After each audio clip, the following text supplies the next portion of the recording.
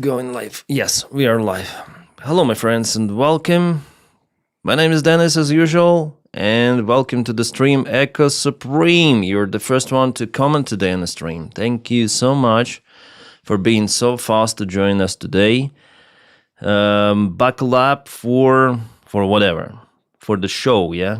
Hope we're gonna have some show today with the world news events, what is happening out there, not just maybe Ukraine, but also the news around the world, some of the blah, blah, blah about different stuff. Ben, hi.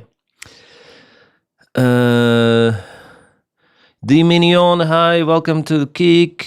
Hi, Dennis is me. Ben, hi. Total Insane is here. Kevin, hi. Matthew. Belfast. Welcome to greetings to Belfast, yeah? Greetings.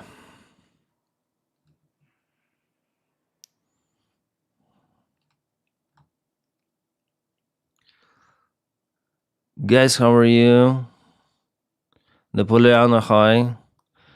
How is the weather? How do you feel? How do you do? How is everything? Tell us.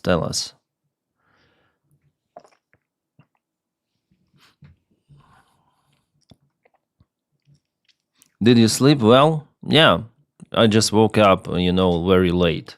Not just woke up. I woke up a few hours ago. I went to the gym already. And that's after the gym activity, I decided to film the stream.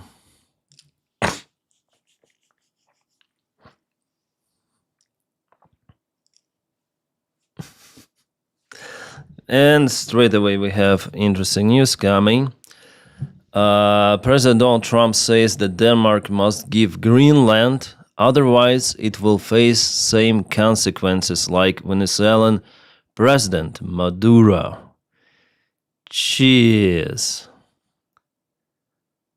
So for him it doesn't really matter whether it's democracy or autocracy, like in Maduro's regime, or those are the allies. If he wants to get something, he will get it, yeah? He will use any sort of the forces, even military, yeah?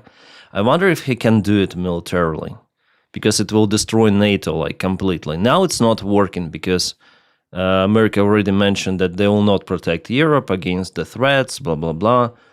They mention it in their national security strategy. And now they say that, oh, Denmark, you're the same as Maduro. Freaking democracy. What could be the better democracy than in Denmark? I don't know. Could be the best country to live in the world, Denmark. Yeah, with all of the social benefits, with all of the low crime rate and economy. No, you're the same as Maduro. We're gonna annex you for whatever reason. Resources, not resources. He just want to dig up the good Greenland god. Yeah. Greenland got 5 parties who rule themselves. Yeah. In the United States now it's the solo ruling of Donald Trump, it seems like. I'm not saying that democratic institutions completely stopped operation in the United States, but still, at least courts are more or less independent, right?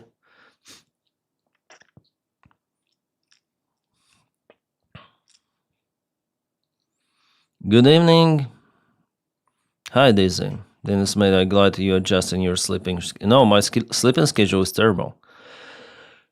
Is that real? Trump really say that? Well, maybe. Like yesterday, he said they're gonna do it in a easy way or the hard way. He mentioned like that. They're gonna give us Greenland either in a good way or the hard way. He said like that yesterday. And I already mentioned about it on the last stream.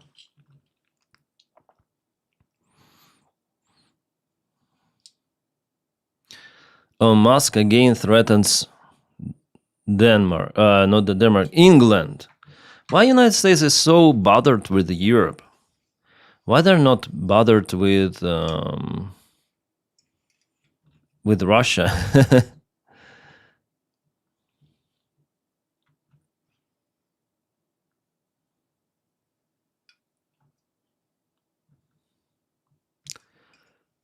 There's mega happening. What? They're afraid of Europe because we have some values we stick with. Yeah, this I think it's because Europe is democracy and it's like this power, right? Economy, it has vast, large population and so on. Does Binder, hi. Dennis Hona's question: why do you still keep talking about NATO, and why is UK sub subservient to volunteer recently? I don't know the word subservient. Subservient. Why do you still keep talking about NATO? Why shouldn't I? Like, you're my manager, boss, or whatever. I talk whatever I talk about. Sivdev did a video about Taiwan today. It was yesterday. We already discovered it on the last stream. Come on, you should visit my streams more. He'll thank. Yeah. We watched it yesterday on the stream. You can check it in the Void video that was recorded yesterday. I partially agree with him and partially disagree. He said that it's probably gonna be the war of attrition, like Russia-Ukraine. I disagree with that. I think that, it's going to be a different war. It's going to be very hard for China if they definitely want to do it. But it's going to be like go, no go. So one big landing operation. If it fails, it fails. If it wins, it wins. It's not going to be 4 years special military operation simply because of the supplies are not possible for this long distance to the island. Constant supplies, right? And I think, after all, Taiwan will be supported by some of the allied countries because it's too important for the semiconductor production. And even the United States, they will use their military force, not on the ground maybe, but they'll hunt Chinese ships. I'm sure about it. Silver Dress, hi. Greens from England, hi. I'm asking because recently we have realized the true nature of USA. Why not to create invest safe so we can invest and save? I don't know. Yeah, the true nature of the United States, it's still like empire. Yeah, not as Russian empire that is very aggressive, but now similar with Donald Trump. Very similar. Before, United States was the empire with mostly economical influence, economy, dollar, oil, everything of that. But now it becomes more aggressive, especially in the Western Hemisphere. We see it for the Greenland. We see it with Venezuela. For Venezuela, it's the net positive decision to take Maduro out. We'll see how it goes next, but overall, I'm happy about it. I'm also happy about Russian tankers that were taken by the United States. It's awesome. Cooperation between Venezuela and Russia is in this shadow, operating of the shadow fleet is gone. Thanks to the United States of America, they definitely hurt Russia a lot.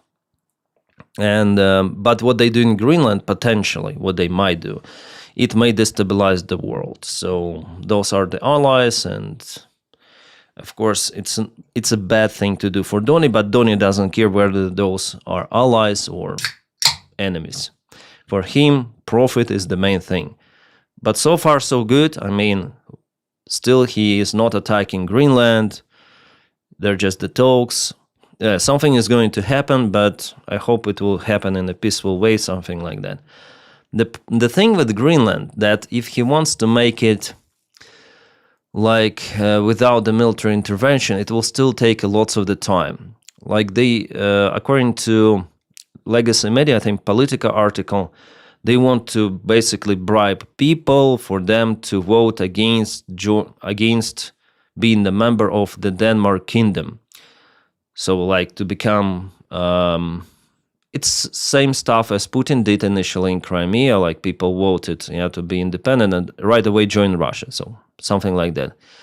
But it was only possible because Russia used the military force. Without the military force, and Russia has the presence of 150 with something soldiers on that island, so not too much. They really need to go there with their ships and military intervention fully.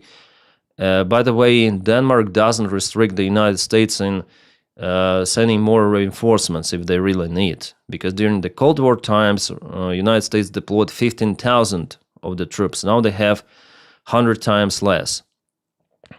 Well, it doesn't matter. It's not about security, as Donald Trump says.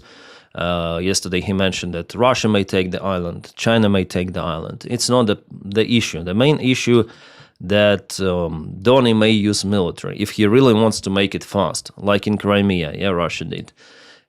Otherwise, it will take all of those legislation and bureaucratic things, even if people of Greenland somehow will be bribed by millions of dollars and would like to exit Denmark, it will still take lots of the time legally. It should go through the Denmark, it should go through the Greenland, this referendum elections, results, I don't know, not clashes, but how arguments about it, discussions.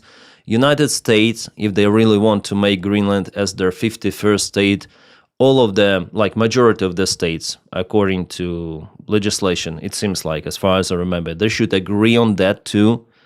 But we understand that maybe majority of the states will not support that because Donald Trump is losing his popularity. So there's the question, how to do it without the real military intervention. I'm not saying that it's not possible. It is possible, yes, if they really want to do it, put the full diplomatic efforts to really annex Greenland without military force, but it might take lots of the time. And knowing Donald Trump, his reactions, his, this unprediction at first, and his fast, he wants to achieve everything fast, like this, shark, businessman shark, as he wants to present himself. He is like this bully. He pushes the opposing side. I'm gonna push you. I'm gonna use military. You're weak. You should agree with my demands. That is how he did his business. That's how he rules the United States. Basically, he pushes. That's how he pushed Ukraine. Also, Zelensky personally. You should sign. You should sign. You should sign. You should sign. And he creates this environment of you need to sign it before this date, or I gonna present worse deal for you. Yeah, the same he does for Denmark. The same he does for Venezuela. Like he does this rough action, deploying, for example, military, taking out Maduro. Yeah, and he says, okay, if you do not sell the oil to our companies, we're going to do the same thing for vice president, for everyone else. Maybe we're going to even deploy boots in the ground, he said like that. We are okay in deploying the boots in the ground, full scale. So he's like this blackmailing all the time. That's his strategy. With Putin, he has different strategy. It seems like, and it's very interesting. So he says, I respect Putin. I don't like what Putin does, but I respect him. Putin wants to finish this war. Yeah, of course, Putin wants to finish this war. Actually, yeah, Putin wants to finish this war as much as Ukraine, as much as Donald Trump. But Putin wants to finish this war with occupation of Ukraine. That's the thing. For Donald Trump, it doesn't matter whether Ukraine is occupied or not. He wants this war to be over. It's not his interest, the war in Ukraine, for it to continue.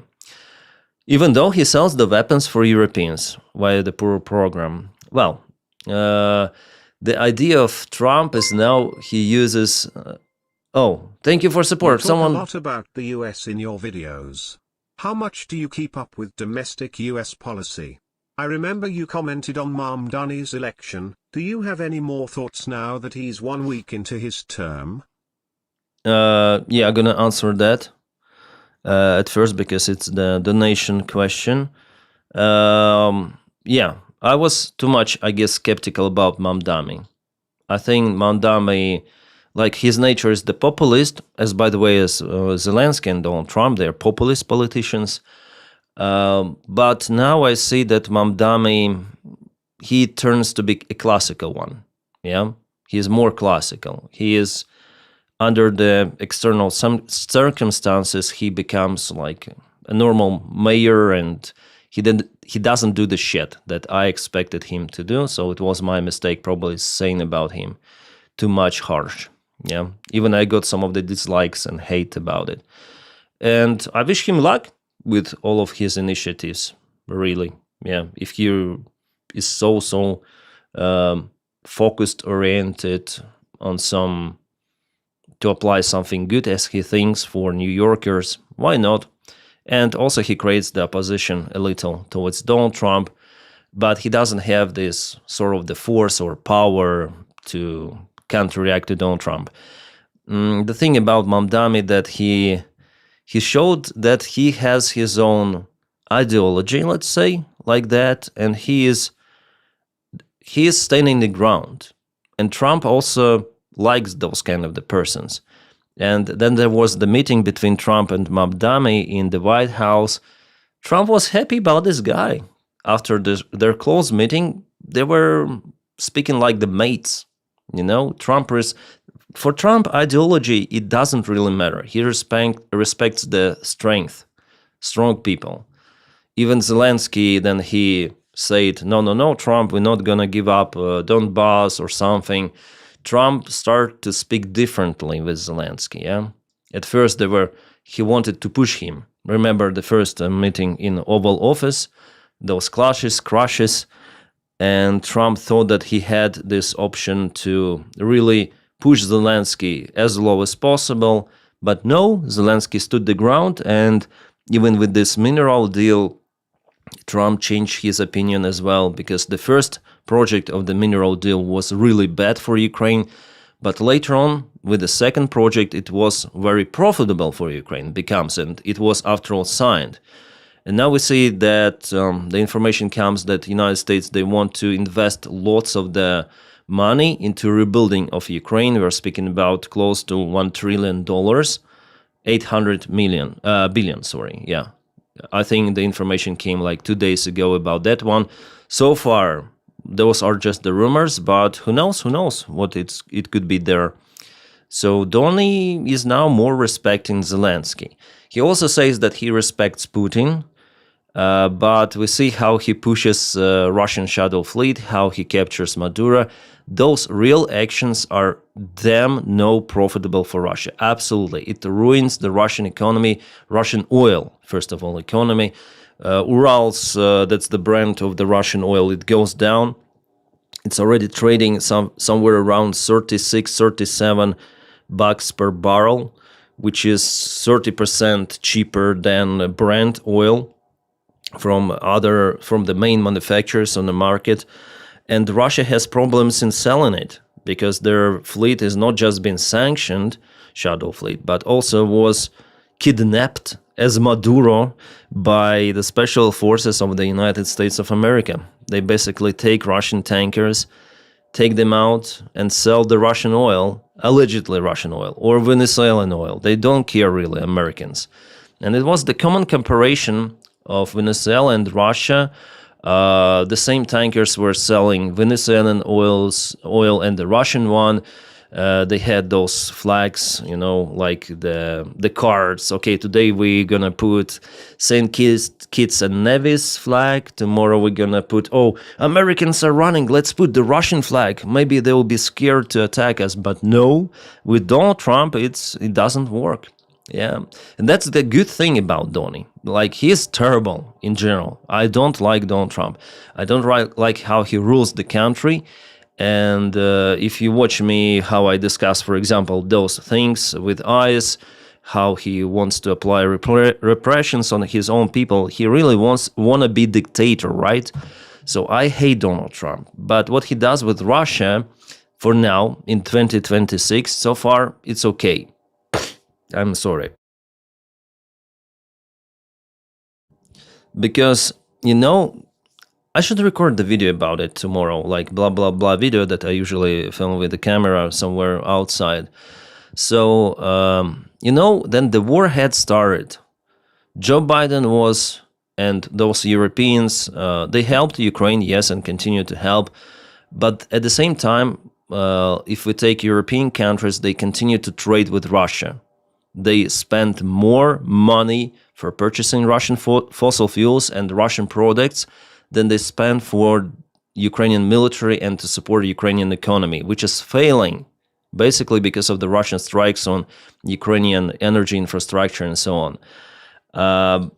But Trump, he is saying that, and those Europeans, they're saying, oh, Russia is very terrible. This dictator, Putin, inhumane, barbarian, which is true.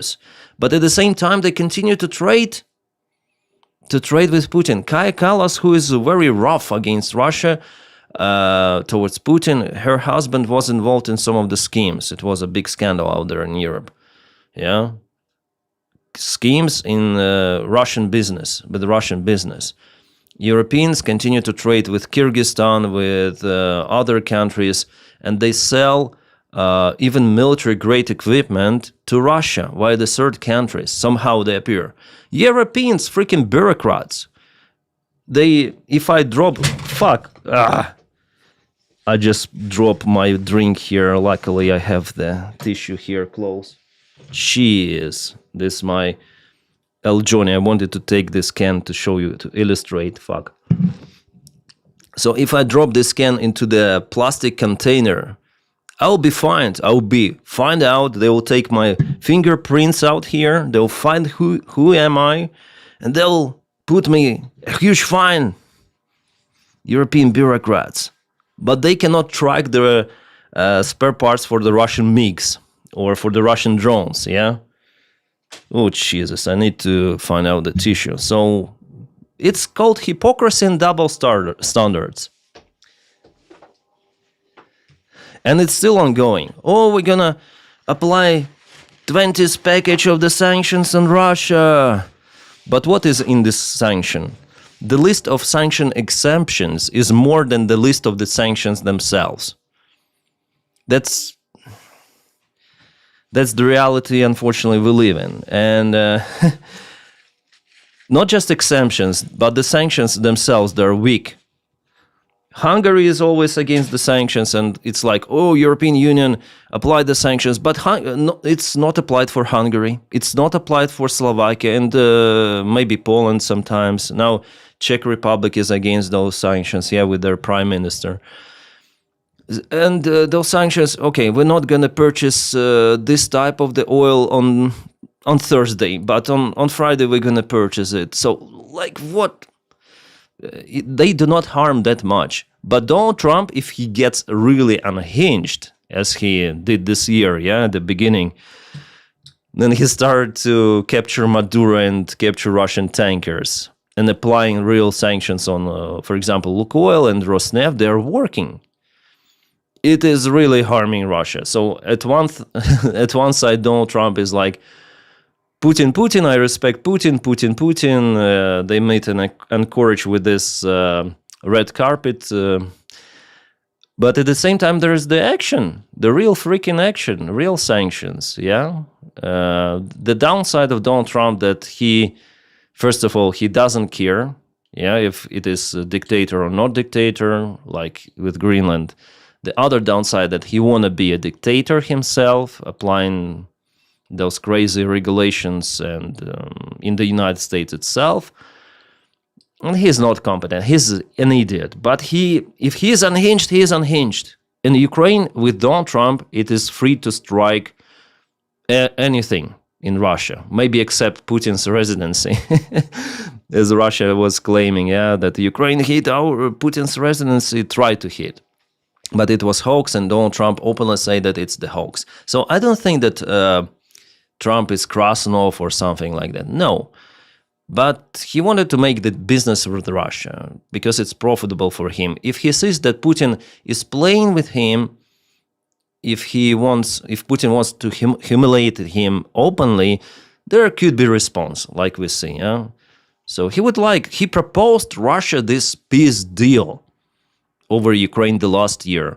And Putin was really stupid not to agree on that, because Ukraine already agreed, like, okay, ceasefire. Zelensky said about it, and I guess most of the Ukrainians would support this ceasefire because the Ukrainian army simply doesn't have enough resources to counterattack massively. So Russia will gain the ground. So we have losses. Of course, the Ukrainian army needs reforms, and it's better to do them without the actual fight on the front lines. So Zelensky already agreed, okay, we're going to ceasefire and try to speak with Putin. But Putin says no. No, and it was the biggest Putin's freaking mistake because with the oil problem Russia will have this year and already has, it freaking dives down the price for the Russian oil. And as a company that wants to buy some oil, okay, for a refinery, for making the stuff, I don't know, whatever, plastic for iPhones, I would think, why should I buy risky Russian oil? Then the general prices are going down, so maybe I should buy oil from Saudi Arabia or from America, Brent oil, not Urals, yeah? It's risky. Their tankers are being taken by Americans. Their tankers being hit by Ukrainians. What could happen next? Like, I will lose my money with the tanker. And those insurance companies, they also think, wow, what is happening? Russian shadow fleet, we didn't operate with them too much, but some of the companies, they still operate. Those companies which were created in this unity between Venezuela, Russia, and Iran. Oh, by the way, Iran. About Iran, it's going to be interesting because if there is really a change of regime, which probably might happen kind of soon, probably, there is the high probability. Just imagine if it's going to be pro-Western government. All of the sanctions are dropped, and it's going to be a free trade with Iranian oil, and they have lots of the oil, good oil, not heavy as in Venezuela. Venezuela has the largest oil reserves, but vast part of that oil is heavy. It requires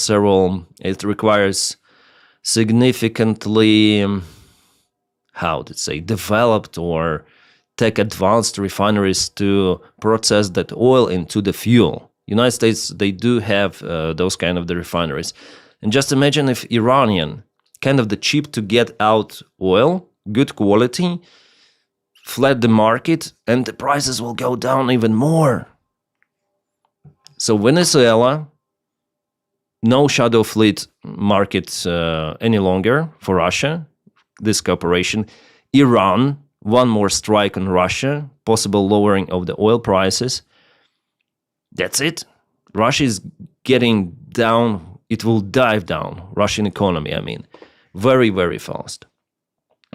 Yeah, sorry, I was too much concentrated on my speech. Now let's go to your comments.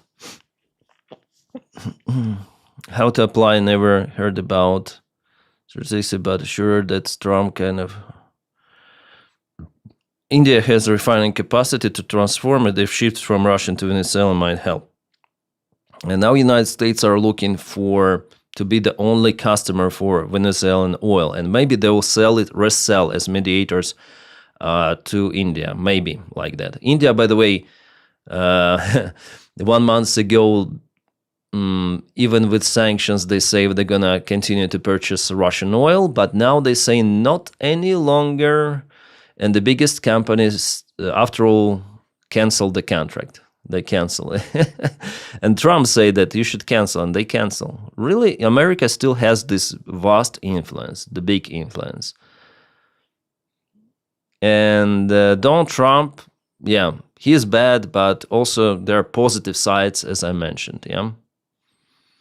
For EU, the ideas are good, but there are zero leaders that are actually good enough to play the big stage and put them into the practice. Yeah.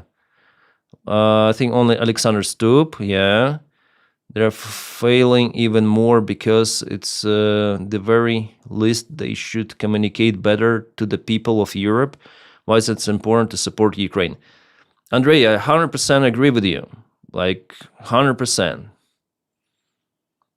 Like in Europe, the problem of Europe that it is weak. It's too much bureaucratic.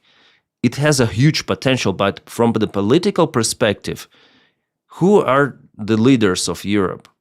they're freaking bureaucrats and politicians with really low rating.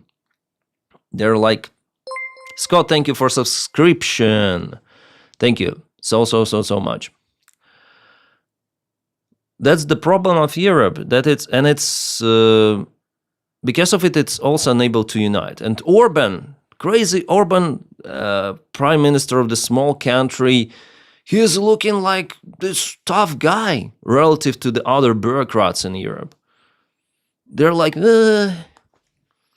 those, so, and they continue to purchase. Still this year, they will purchase and spend for Russia more money than they will spend for Ukraine. And Russia will continue the war. Can you please either answer or give him time for spamming the same question? Why do you say China is against Russia using nukes? They never mention. I'm saying China will using nukes? What? Why do you put your words in my mouth? In my opinion, only peace deal that allows Ukraine to join NATO, even if their territory is still under Russia, is still a good idea. Yeah. But NATO should transform into European army, I think. That's the only variant for Europe. Also because European politicians, they are freaking bureaucrats, they're weak. They will not defend Greenland. It's 100%. We'll see. But as for me, it's 100%. You know, I read those hoax. Oh, Germany sent military ships to protect Greenland against the United States. Yeah, they're gonna defend everyone. But those ships, they've been deployed since 2025 out there. Since beginning of 2025. So someone just spread that this fake information. Yeah, they're there. The ships, they're patrolling as usual, yeah.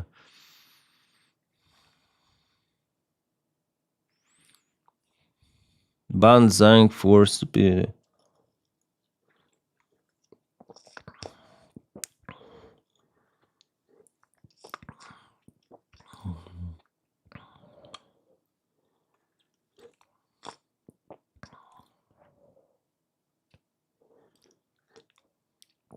How cold is there whether you are? There is only -9. I don't know, honestly. I didn't check the temperature when I was driving today, but it is snowy. Like today it was really heavy snow. I also wanted to record the video outside with the snow. It's kind of beautiful, but decided to do this stream instead. So stream it will be maybe for a couple of hours, and then I'm gonna record the video update from Ukraine. And tomorrow I'm gonna speak about the topic that I am speaking with you today, about this oil, stagflation of the Russian economy, and why those rough Trump's actions are bringing Russia even more down. And again, it confirms that last year it was the mistake for Putin not to agree on ceasefire.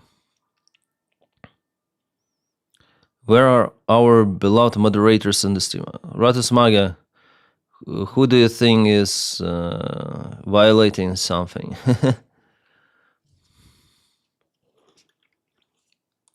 Kick West Europe out of NATO, they're not doing anything. Jeffrey Epstein Fart Master, that's the nickname. Come on. No, Europe should be united. Eastern Europe and Western Europe. Is it the beer can? No, it's Johnny Mate. It's the tea. It's not alcoholic drink. It has guarana, so I'll be more active, you know. Denys is also moderate. Yeah.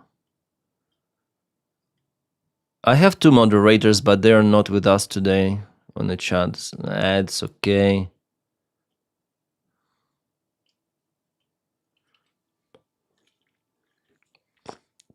Totally insane. For now, I'm not banning him because he's not like swearing openly. No one but people are acting like they are so mods would just silence them with a short 1 minute timeout. Monkey34, hi, nice to meet you. There is a massive rearmament. Safe program funds are already almost depleted, and Safe 2 is required. It just need time until European Union can project hard power too. I hope so, Rain. I hope they will boost the military. Yeah. Have you done any skiing in Switzerland? Yeah, you may check out the video. I did snowboarding. Usually I ski, but I tried snowboarding for the first time, and I cannot make it. Maybe I'm too old for this shit.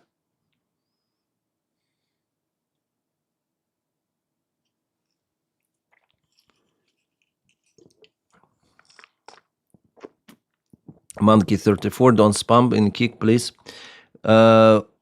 He was just asking why you think Pooh Bears is against nuclear weapons. The China is against Russia using nuclear weapons? Because it will spark the global confrontation. There are lots of the countries. China itself, it has the territories under questions. And India, Pakistan, they also have nukes. So why should it escalate to nuclear? Because it also may strike that region as well. You see, if someone uses nukes, it opens the Pandora box. So, yeah.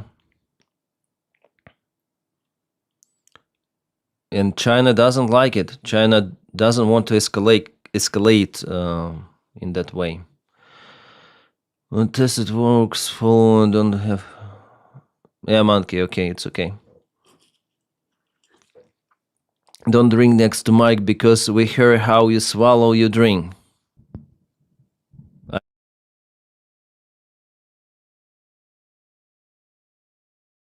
I'll use the special button here.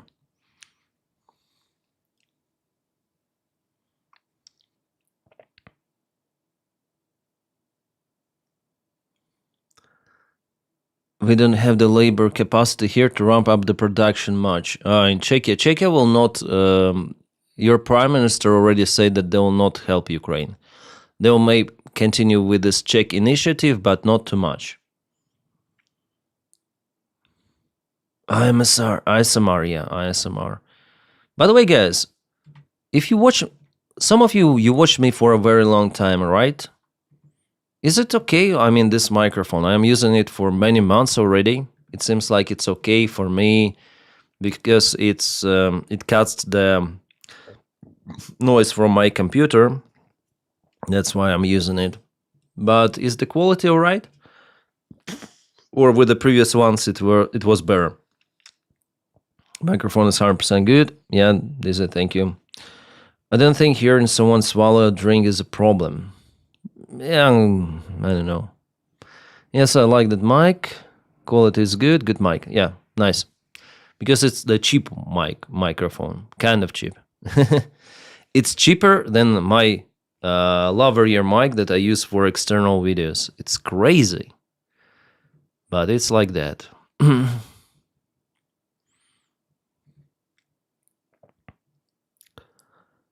ICE agents storming homes in Minneapolis. Really? They continue to stay there? Jeez.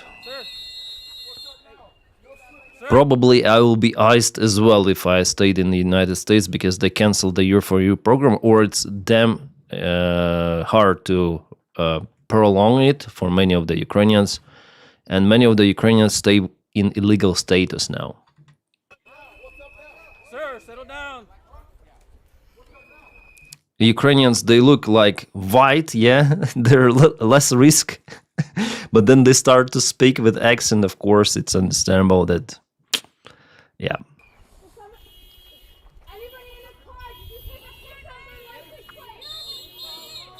It's kind of snowy in Minneapolis. Do you take some family?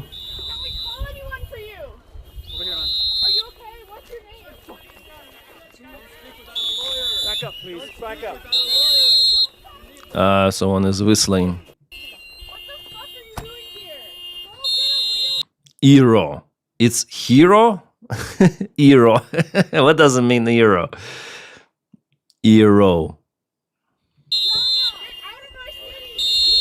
hero of Trump. Ah, someone is whistling. You're not fucking with ice. Fuck ice. Well, at least they're not hiding their faces here. Usually they hide their faces. Those guys, they don't hide faces. But I don't know. I would never work for ICE. Like, it's terrible, I think. Even police is okay, but ICE is like... I think it's beyond human dignity. Mayor Jacob Frey said that ICE agents detained somebody from the car in the middle of the main road, and they didn't put the car in a park. The car then rolled down the road without anyone in it, putting many people's lives in danger. It could have hit anybody, including my own family members. So it's like they're not trained at all. The ICE agents, they're not trained. They're reckless. I think people mostly go with some sort of the internal complexes, who hate people, psychopaths, sociopaths. They go to work for ICE. They're too scared to join the army. They're too incompetent to join police. So they go to join ICE to frighten everyone. I know what I'm talking about because in Ukraine we also had this. Then Yanukovych was president. He had his own ICE against everyone. It's called Berkut, those special police forces. So we had like local usual police and also Berkut. They also wore the military gear and everything. And in Maidan revolution, they put themselves against protesters. So it was not protesters versus police, but it was protesters versus Berkut forces. I think I may find even maybe some of the images from Revolution Maidan in 2014.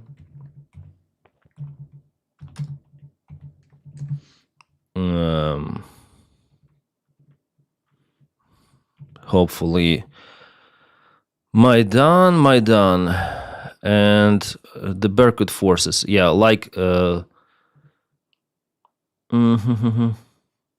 where can I open image? So those are the forces. Yeah, they're wearing those helmets, like military uniform, life vests and everything. And there were tons of those. And they didn't hesitate even to use, at first they used rubber bullets and so on, but later on they even start to shoot people. So from what I understood, like if they have lots of the, power, those forces like ICE or Ukrainian Berkut, they go unhinged. For them, it doesn't. They hate people, and they start to shoot.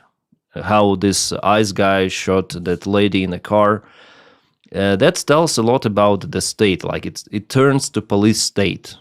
Like America itself, it's police state. They have lots of the competence and power, police in the United States. The same was in Ukraine by the time there was Yanukovych. But if it is too much power for them, uncontrolled power, it goes unhinged. And we witnessed the same thing with ICE.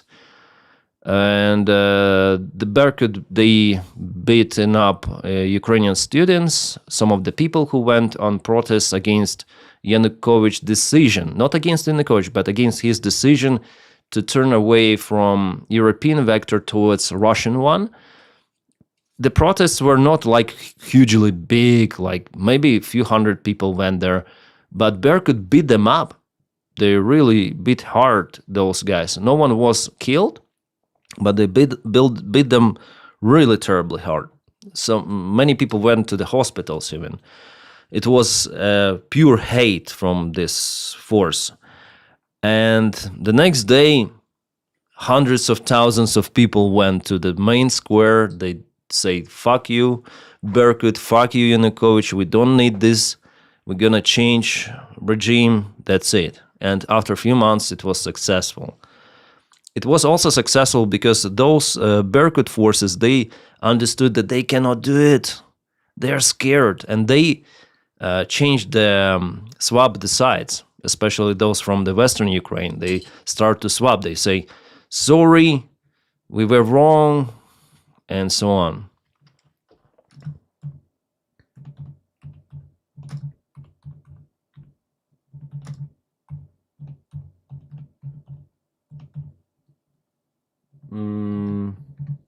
Berkut joined protesters. Yeah, so many like pictures from the time, and unfortunately many people were killed. Yeah, but there was like I remember on the stage there were Berkut forces from Western Ukraine, and they say no, we are with you, and it was the start of this collapse. That's why what we witness in Iran sometimes. Yeah, it was really a bloody revolution out there. There was a protest, not protest, real revolution. Millions of people were like this square was fully. Even the Russians, you see, Russians were there from the Russian opposition because they wanted also to change in their country. By the time Russia didn't occupy Crimea or Ukraine, there was the revolution of dignity. And I see the same stuff happening in USA, with this Berkut. ISIS like Berkut in Ukraine. I may easily draw this parallel. If they have excessive power, they will use it. And they will use it to maybe justify their hatred, right? So that's the sign, not a good sign for the United States. That's why I hate Donald Trump. Yeah, the main reason why I hate him is not even about Ukraine. Yeah, because with some of his actions, he's actually helping Ukraine. Like, for example, capturing Russian oil tankers or giving the green light for Ukraine, or at least he doesn't create some distortions or disturbing Ukrainians' drone operations or missile operations. Yeah, we would like to have direct military support from him, from America to Ukrainian military, like it was with Joe Biden. But Joe Biden gave the support, but at the same time, the National Security Advisor Jake Sullivan, he really changed the opinion of Joe Biden, or was influenced him not to escalate. Not to escalate. With Donald Trump, it's not working like that. Donald Trump gave the freedom with strikes against Russian oil tank. I'm sure that Ukraine obtains the information from our American partners also to target Russian tankers in the Black Sea. I'm sure about it. And yeah, that's the good thing. But what, like the nature of Donald Trump himself, it's bad what he does, and potentially. He is not that big different from Putin in his thinking, yeah?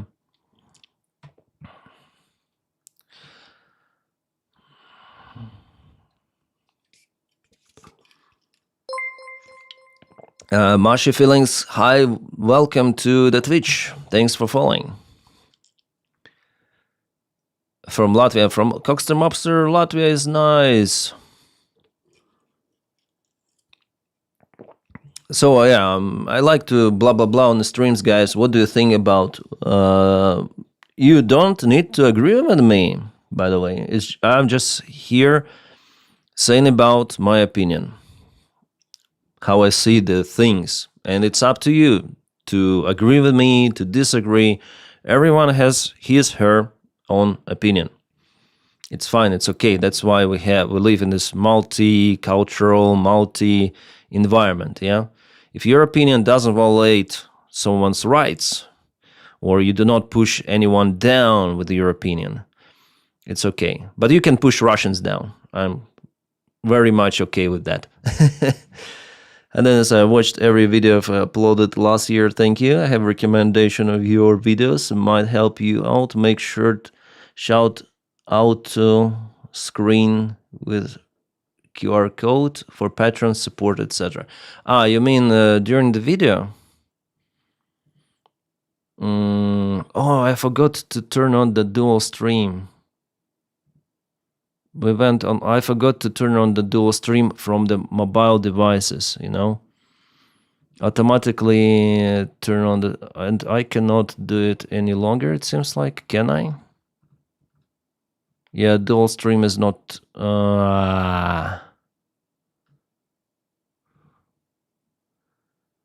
Like yesterday, I started the stream and I could turn it on, but now I cannot do it. Automatically generate vertical type of the content. I don't know. It doesn't work. And today we have more people. Maybe because I started earlier. Earlier. I like this word. Earlier. Then my tongue is creepy. Creepy.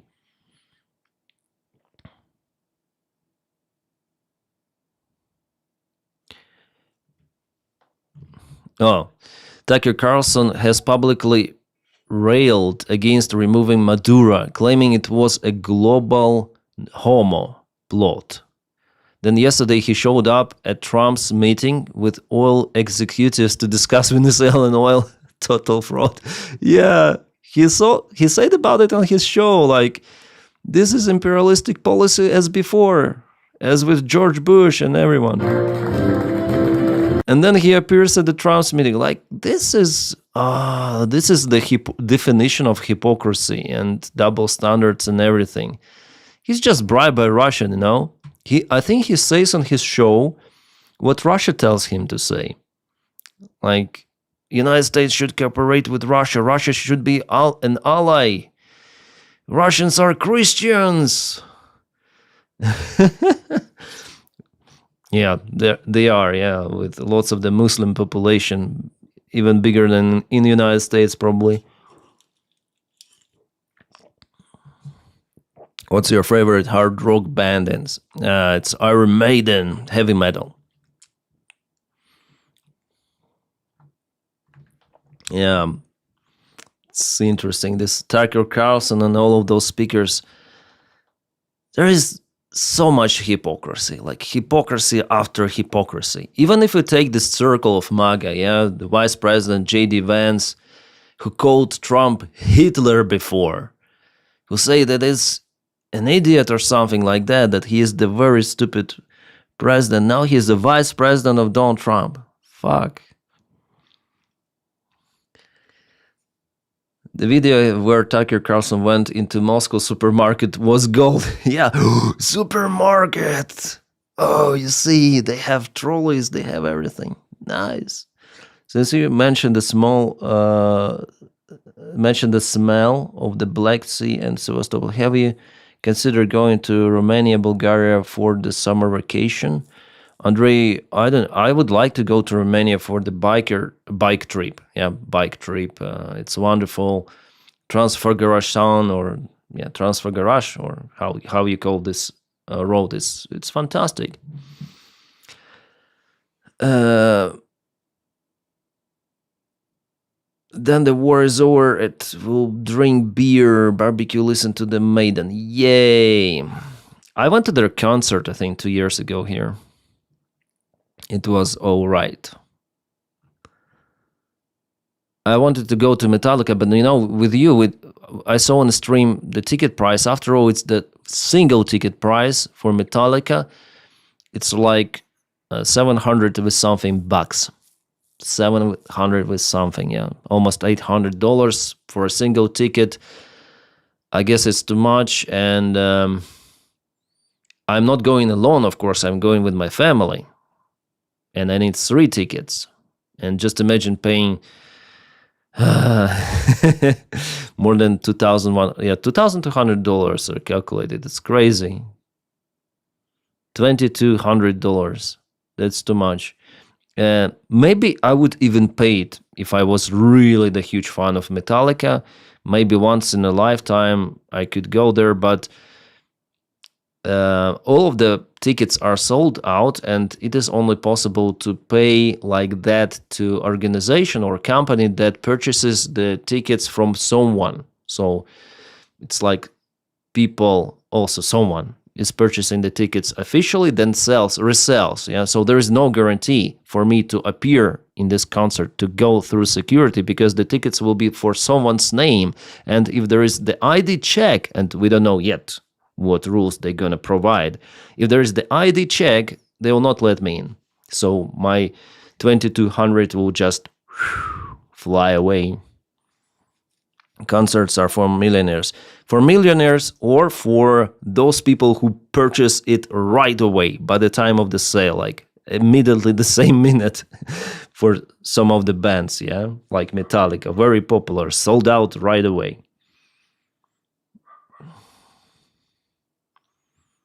The Get Gundam.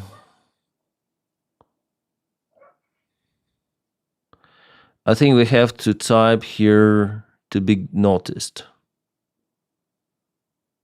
Island. You are noticed, come on. I'm driving. So yeah, welcome to the Twitch. Even being then, it was a private pirate boxes. Yeah, it's like a pirating. It's like the pirating.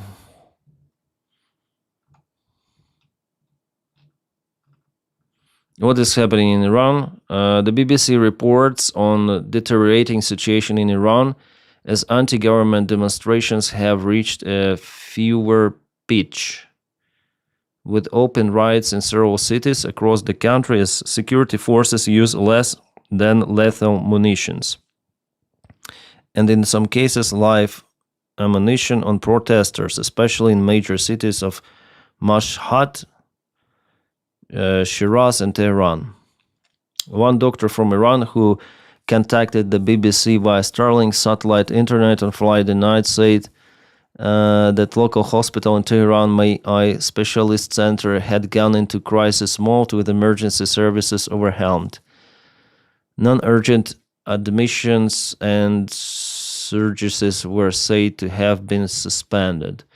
The BBC also obtained a video and audio message from medic in hospital. Yeah, so it's like Berkut in Ukraine. So they use military forces.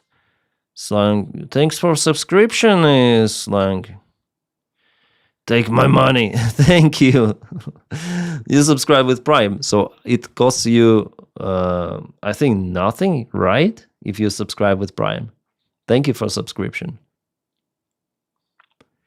He wasn't even in front. There was beside the car with the wheels pointed in the opposite direction. Yeah.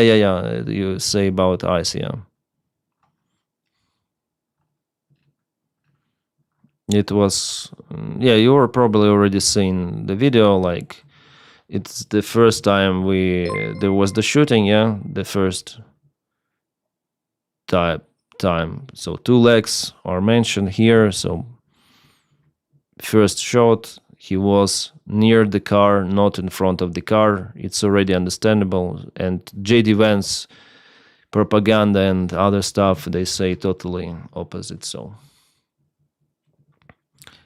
this is side window. You can see photos of the car with bullet holes. The shots came from the front. Probably he didn't see the video because one shot was through the left side of the windshield. The other 2 were to the side window. Complete hypocrisy. It's like Orwell, yeah, 1984. Do not believe your eyes. Do not believe your ears. And something like that.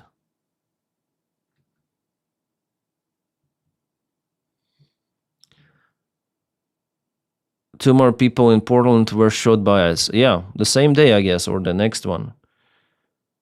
Marvin, hi!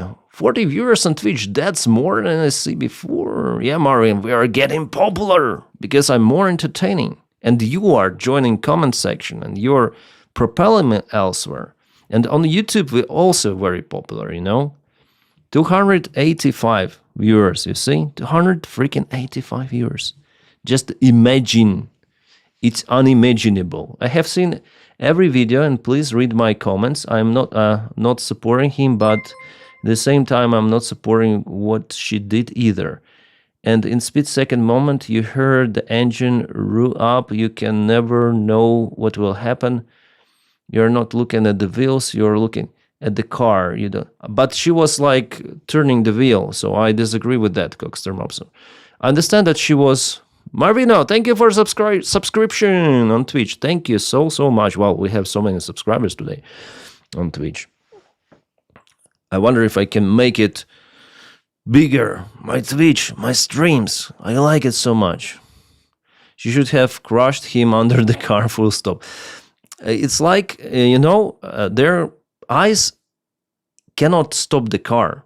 Eyes cannot detain people right away. They do not have those powers. They do it because they have the support from the federal government. And as J.D. Vance says, they have a complete immunity. But they cannot just go to the people and ask for their ID. They just like this. They should be like those detectives. Yeah, they understand who is particular person that is illegal in the United States. They have the papers. They go and they take the person. About those raids, they're illegal. Illegal. So it was a murder. It was a freaking murder of the American citizen. Baby Vance is going to be great girlfriend for someone in the prison one day. Yeah, I think like eyes should think about the future. And that guy who killed her, well, I think he should change his identity and even gender. Not to be called, I guess. The country. Go somewhere to Thailand. Become a femboy. Not to be found ever. No one would look ICE agent there. Because they are very harsh right now. But as it was, again, with experience of mine in Ukraine with this Berkut stuff, they were found out later on. Here's the drone video I just want to show you. The environment of the snow, and it goes with the thermal trace. You see, in the snow, then they leave the thermal trace here. So it's easier to spot those roads which Russian soldiers are using. And because of this temperature difference, if there is tiny little gap in anti-drone cloth, there is an anti-thermal camera cloak, well, something like that, thermal cloak, let's say it. They're well spotted. Oh, again, we have the music here. You see the road, they passed here, and there is the variant to find Russians. Very interesting, right? And they're hiding, try to hide, but they're visible because of the temperature difference. They try to hide in those clocks, but not any longer, yeah? Even without those gaps, yeah, because of the temperature. Yeah, you see, here it's okay, but still body produces so much heat that with this contrast, it is pretty much visible, and they're useless nowadays, those anti-drone clothes. So even during the winter time, those coats, clothes, they're useless. Why the trees so bright? Because they accumulate the heat during the daytime, maybe, and that's why they're brighter at night, I guess so, yeah.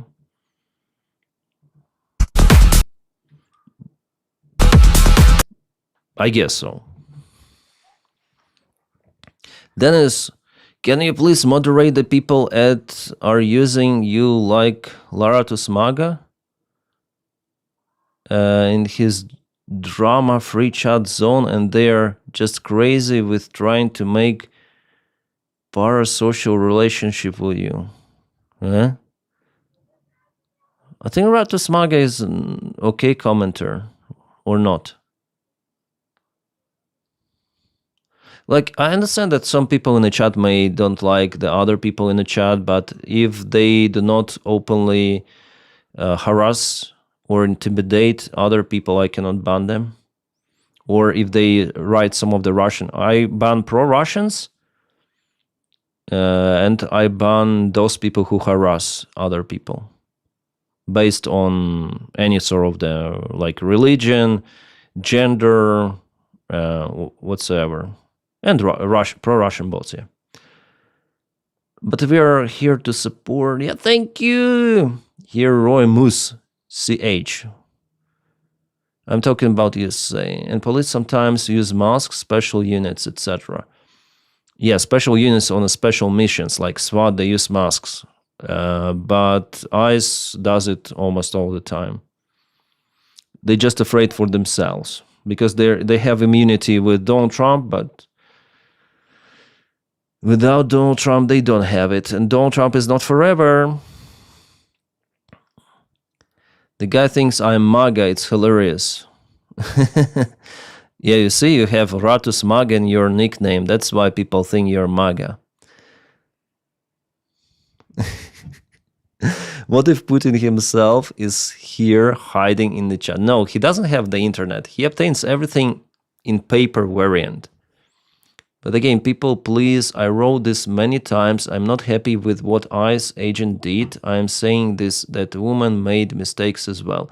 Cockster Mobster, I understand your approach. Thank you.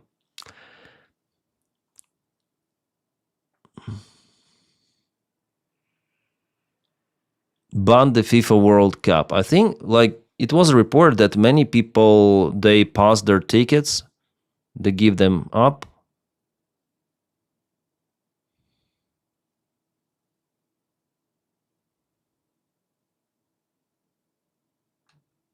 What's the Asma Gold reaction on the... I don't like the streamer, but I want to check what he said. So he gets out of the car, dog's in the car.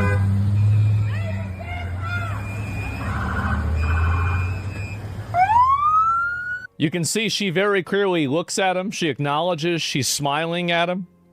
This isn't somebody who's scared. At least they don't look scared.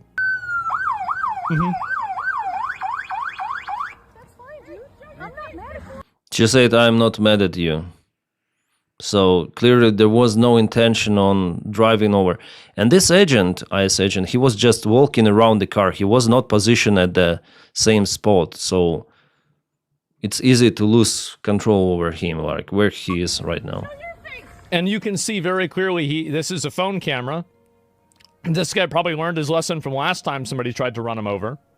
So he's got his camera out. By the way, there have to be body cams.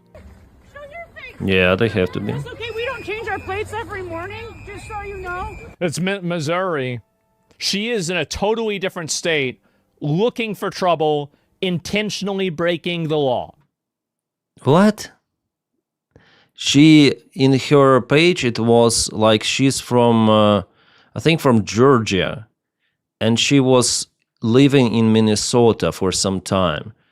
She wrote it, experiencing Minnesota, or trying to experience Minnesota, something.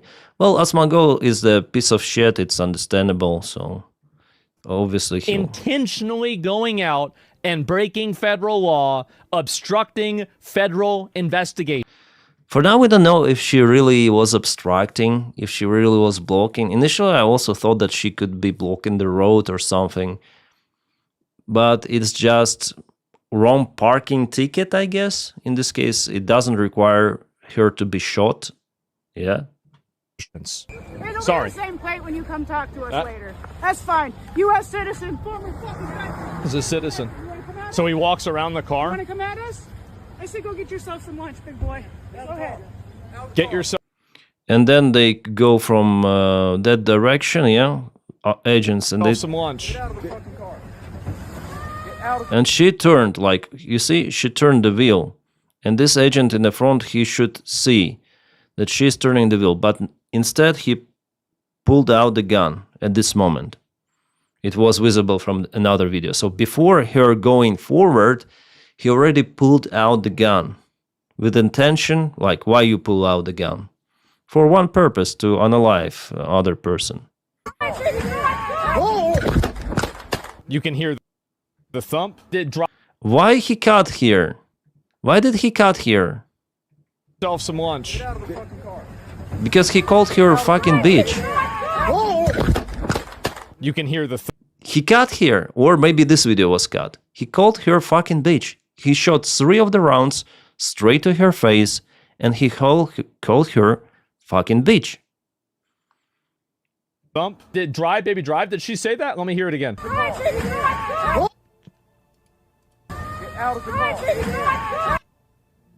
What? Why would you say this?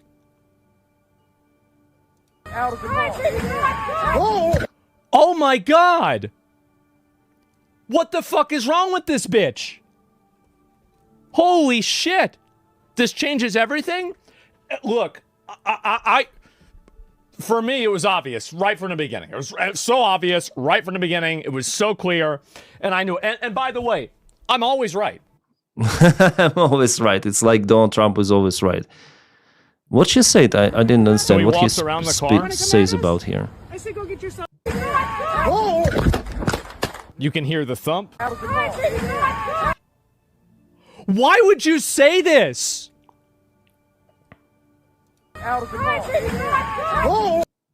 I don't hear anything, honestly.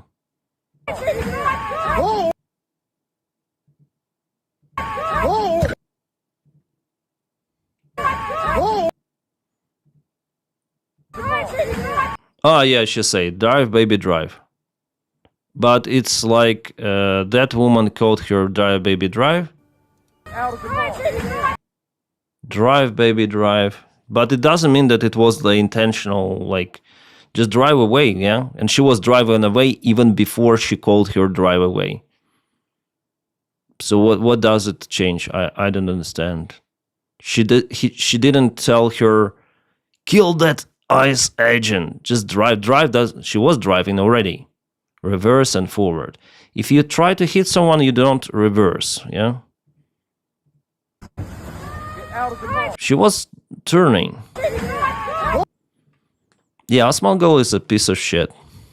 It's already, like, understandable. Driving away is not legal base for use of violence. Yeah. Because he is a Trump supply what rush to.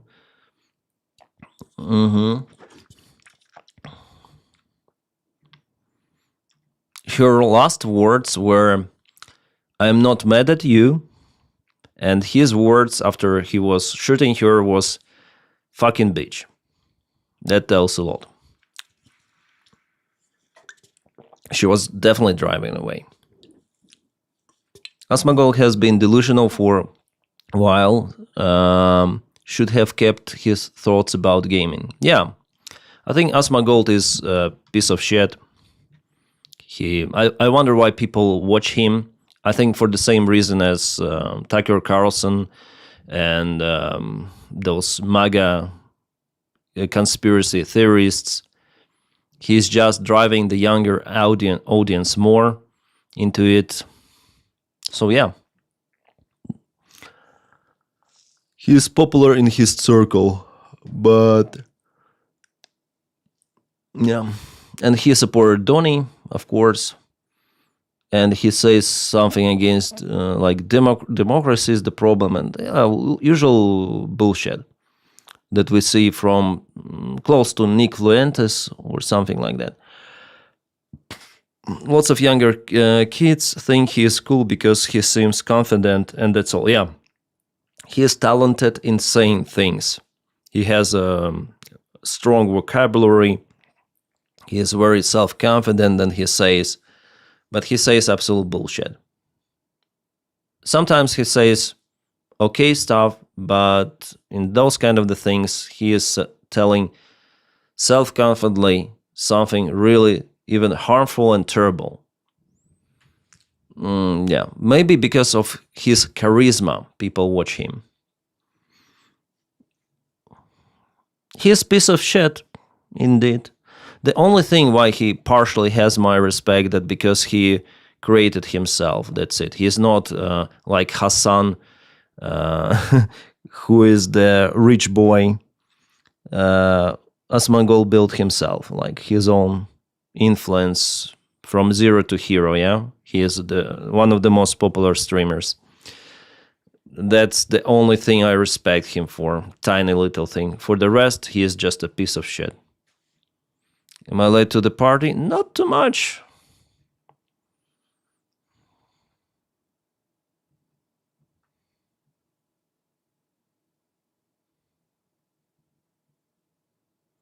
Oh, we have a new video from Callan Robertson. This could be the beginning of the end. He says something about corrupt politicians. Maybe I should watch his channel, really. On his main channel. Just a moment, I'll open it. He's born from the trash. Yeah. He's the cockroach man.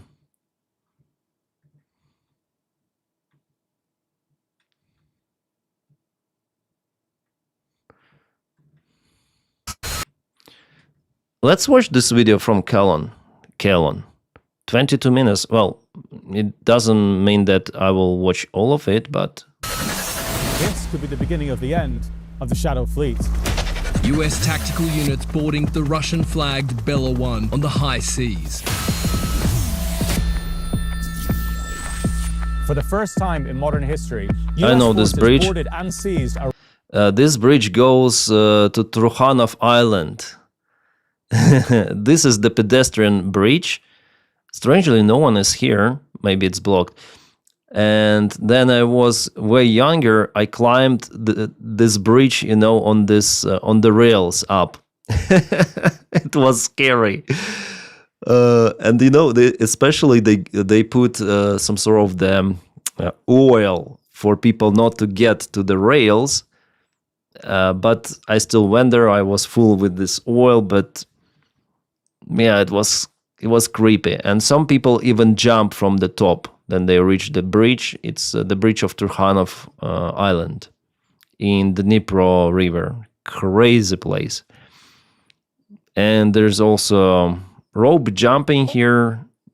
Like rope jumping was legal by the time, but not from the top, from the bridge itself, because it's still very high.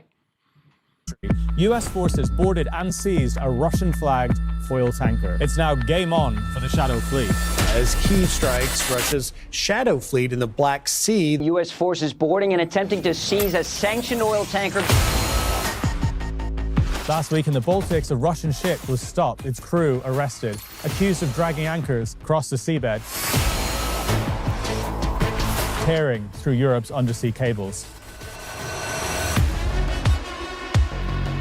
Ukrainian sea drones blowing oil tankers right out of the water. But these are not normal ships. Russia has always hidden its war inside civilian cargo. In the 1960s, Russian cargo ships carried nuclear missiles to Cuba, then ammunition to Syria, and now they carry oil. And that oil is the bloodstream of the war being fought right here in this country. The Shadow Fleet circles the planet, so I went to where it passes closest to the shores and followed one of Russia's most notorious sanctioned ships. In this film, I'm going to show you how the Shadow Fleet works, why it matters, and how Russia turned the sea into a battlefield. The Shadow Fleet. Yeah, of course, there is the production. Calon is kind of talented with this action, yeah? Suspense music, action, montage. I cannot do it. But it's not the goal of my channel, after all. But he's very... He knows how media works, yeah. But I don't use this footprint of the media thing, yeah. That's a good, like, for the viewer, it's engaging, yeah. This is Lesvos, a Greek island of clear water, olive trees. You have this mood change from intense start, like to trigger you, yeah, to, oh, watch this video. And then mood goes to relax. Oh, some sort of the Aegean Islands. Maybe he will tell about the refueling from one tanker to another one. Cafes along the harbor. It's a place people come to relax. It's also a place where sanctioned Russian tankers pass just kilometers off the shore. And because of that, getting a boat here was almost impossible. I spent days asking around. Fishermen, captains, almost everyone said no. Some said it was too dangerous. Others said they didn't want problems. Russian influence here isn't theoretical. It's economic and it's physical. These ships need fuel, repairs, paperwork, and provisions. And the money for all that flows straight through towns like this. But one captain eventually agreed to take me out, but only if his face was blurred and his name was never used. He told me why. He said if Russians on the island found out that he helped expose this trade, his boat could be set on fire. It shows how deep Russian influence runs on this island. International waters. So this is Lesvos, and every single day giant tankers pass through these waters, and they secretly transfer oil from one ship to another in these exact waters. They stop, they anchor, and a hose goes between them. These ship-to-ship transfers move enormous amounts of fuel, and that money goes straight to Russia's war chest. And locals here all pretty much know that it's happening. I've been spending time in Lesvos, and locals are well aware of what's been going on. There's WhatsApp videos being sent around. Yeah, I'm very happy that Kellen tells about it, because we rarely, like I said about it on my channel, only because Timur Rudov, my mate, vessel captain, he told about it on his channel. He has a YouTube channel. And that's it. I know about it now. Without him, how could I get this information? And he pointed out the location of those ships on the ship radar, that definitely they refuel from tankers of the Shadow Fleet to some other tankers to sell that oil later on even to European partners. Maybe that's why they're closing the eyes on what is happening right in Mediterranean, very close to Greece. And they're very, very happy that Kellen tells about it. It's not convenient for our European partners. These ship-to-ship transfers, but because of corruption and because of money, no one wants to talk about it on camera. Yeah. Back in 2022, when the European Union started sanctioning Russian oil, most people thought that it dried up and that it disappeared. But it didn't. It came here instead. After hours at sea, we finally capture this. This is a Tverskoy bridge, built in 2007, sailing under a Russian flag, sanctioned. And this is exactly the kind of vessel that Russia now relies on. This ship isn't new, it isn't well maintained, and it just shows how brazen this operation has become. So I've come out here to show where this is happening and show just how close to home this really is. Again, it's not abstract. These are on the beaches that we holiday on, that we vacation on in our own continent, and it's paying for the war.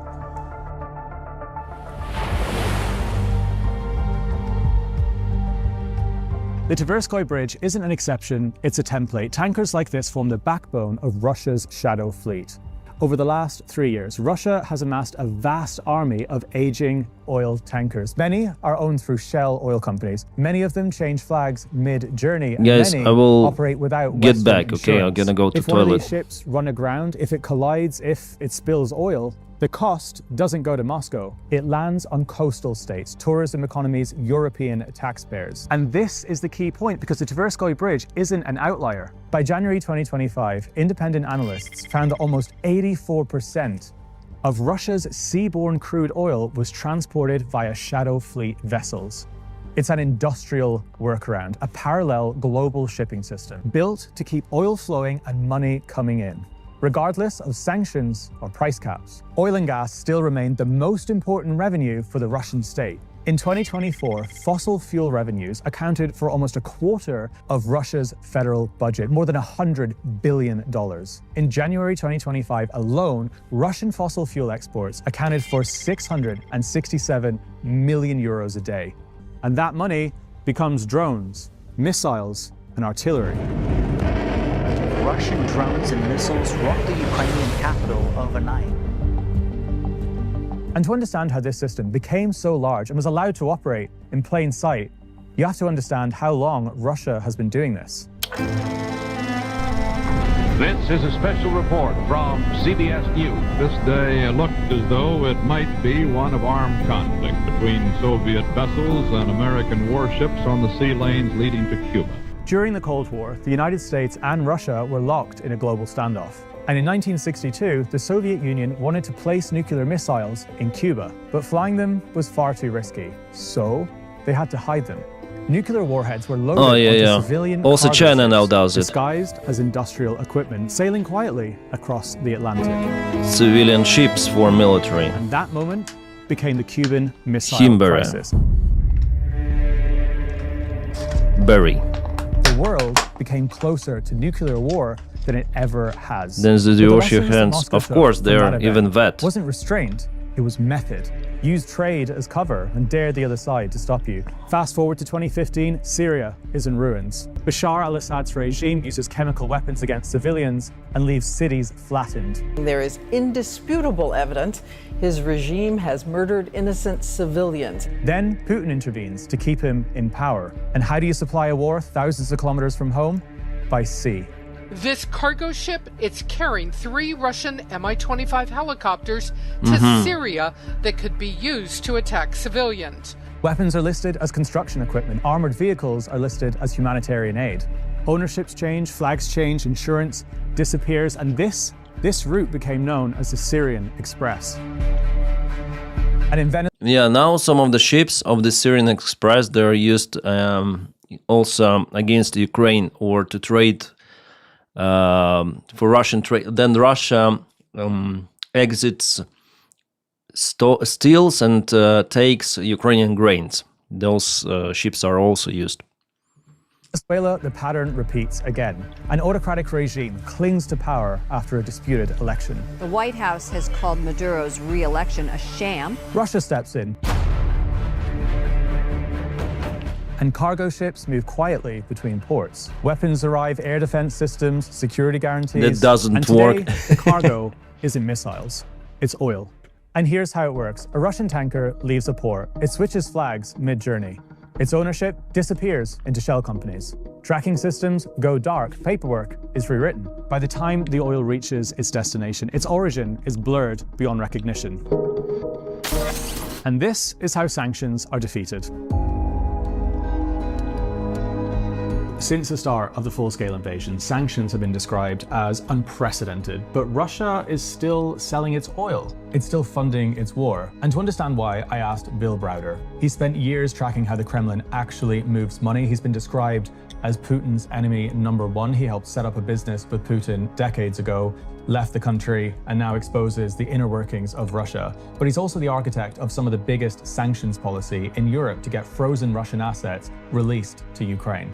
So Bill, thank you so much for joining me. I want to ask you what actually went wrong on a practical level when the sanctions started rolling out since 2022? Well, in a certain way, everybody in Europe and the United States and elsewhere, they didn't want to mess with the price of oil. So if you take Russian oil off the market, they're a huge oil producer. If demand stays the same, then the price goes up. We're in a world of inflation. Last thing any government wants is to create inflation. And so this has been sort of an open secret that we're going to basically allow Russia to sell its oil. But at the end of the day, there was a long period of time when everybody wanted to be seen to be doing something, but kind of knowing in their heart of hearts they weren't actually doing anything.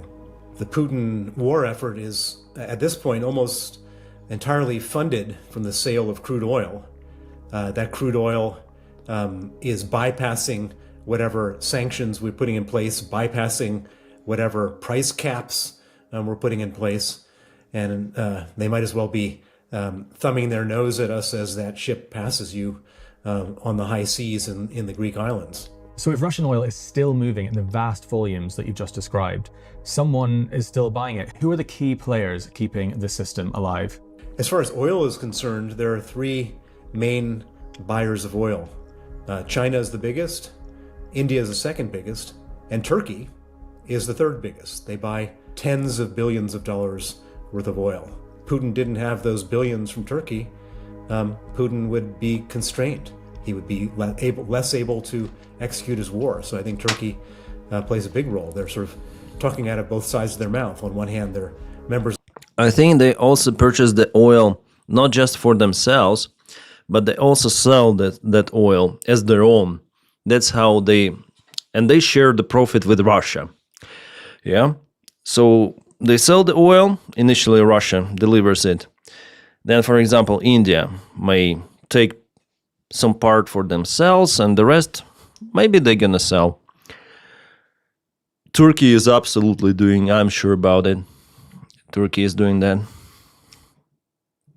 NATO, they also condemn illegal territorial expansion. And then on the other side of their mouth, they're buying Russian oil and allowing stolen grain to go through their water channels. I have a very easy prescription which would stop it all in its tracks, which is that when we say that there are 3 countries that buy Russian oil, China, India, and Turkey, it's actually 8 oil refineries, 2 in China, 4 in India, 2 in Turkey. And so my prescription for this whole thing is for the United States, EU, UK, Canada, Japan, etc., to issue an ultimatum to these 8 individual oil refining companies. This is not countries, companies. Companies, And you say to them, you have a choice. You can either continue to buy this Russian oil at a discount, but if you do, then you will not be able to do business with us. You will not be able to sell your refined product to us. You'll not be able to buy. The thing that Europe also, it's all about business. It's all about money. They're also interested. And those CEOs and owners of those oil corporations, they have huge power. It's not just like, oh, we support Ukraine and no to the Russian oil or else. They continue to trade with Russia. Russia trades not just to Turkey, China, and India. European companies also purchase that oil, and never ever they will say no. Orban is purchasing oil directly from Russia, Slovakia, and they have the separate pipe and so on. And European regulations is okay. Trump also put exemptions from the sanctions on Hungary.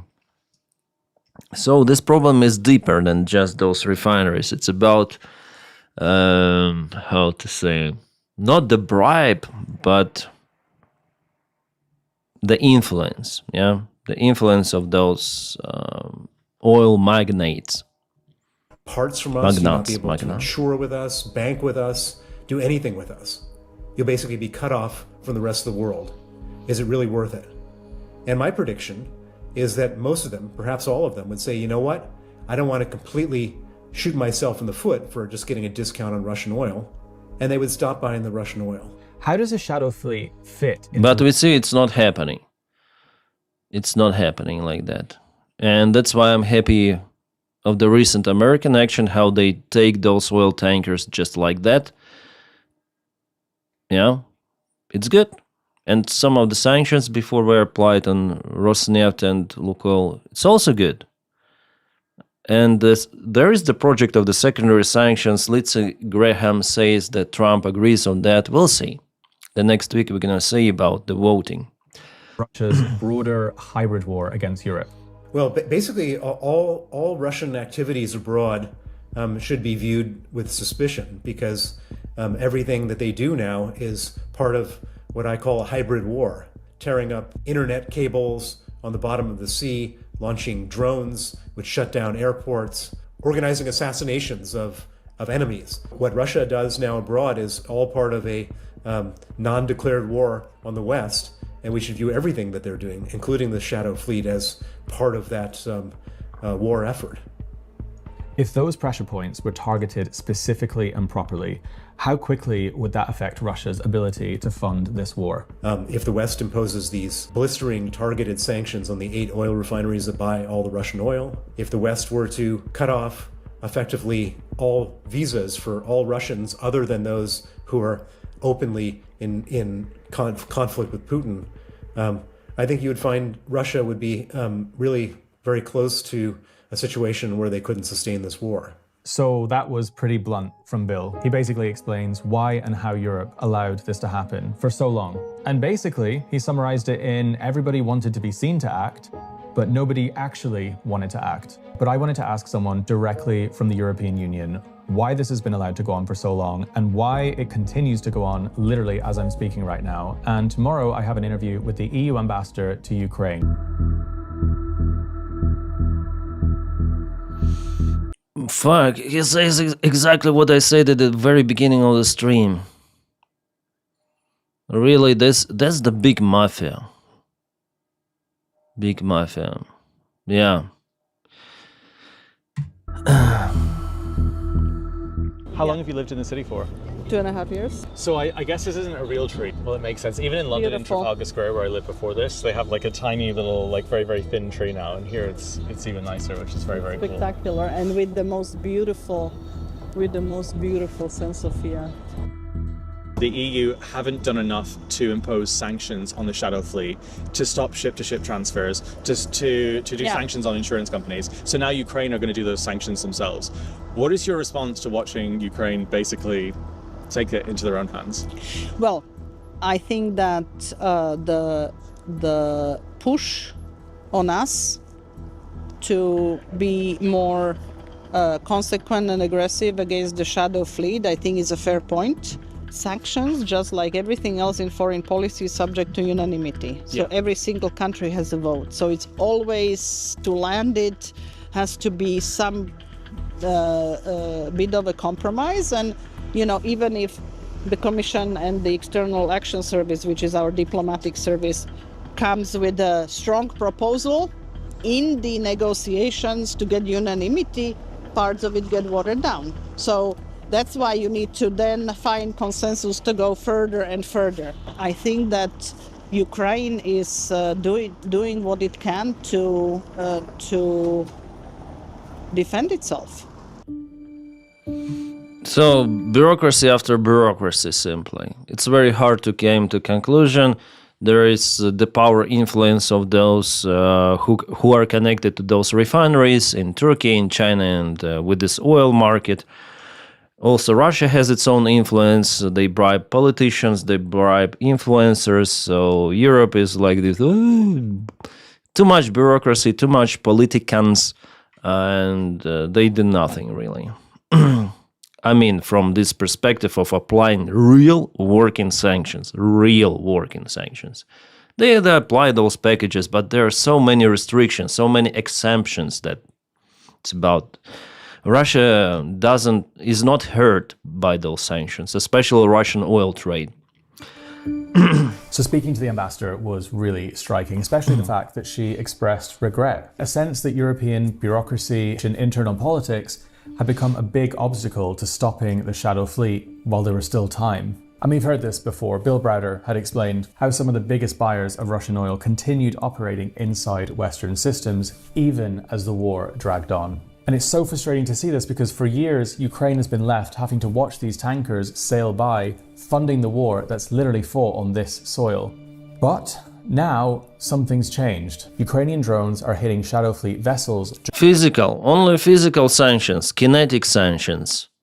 Ukraine is forced to do it. Yeah, it's not okay, like there could be some of the international crew members whatsoever, could be even Ukrainians who are hired by, it's like pilots who fly for Emirates or for any sort of the international airline.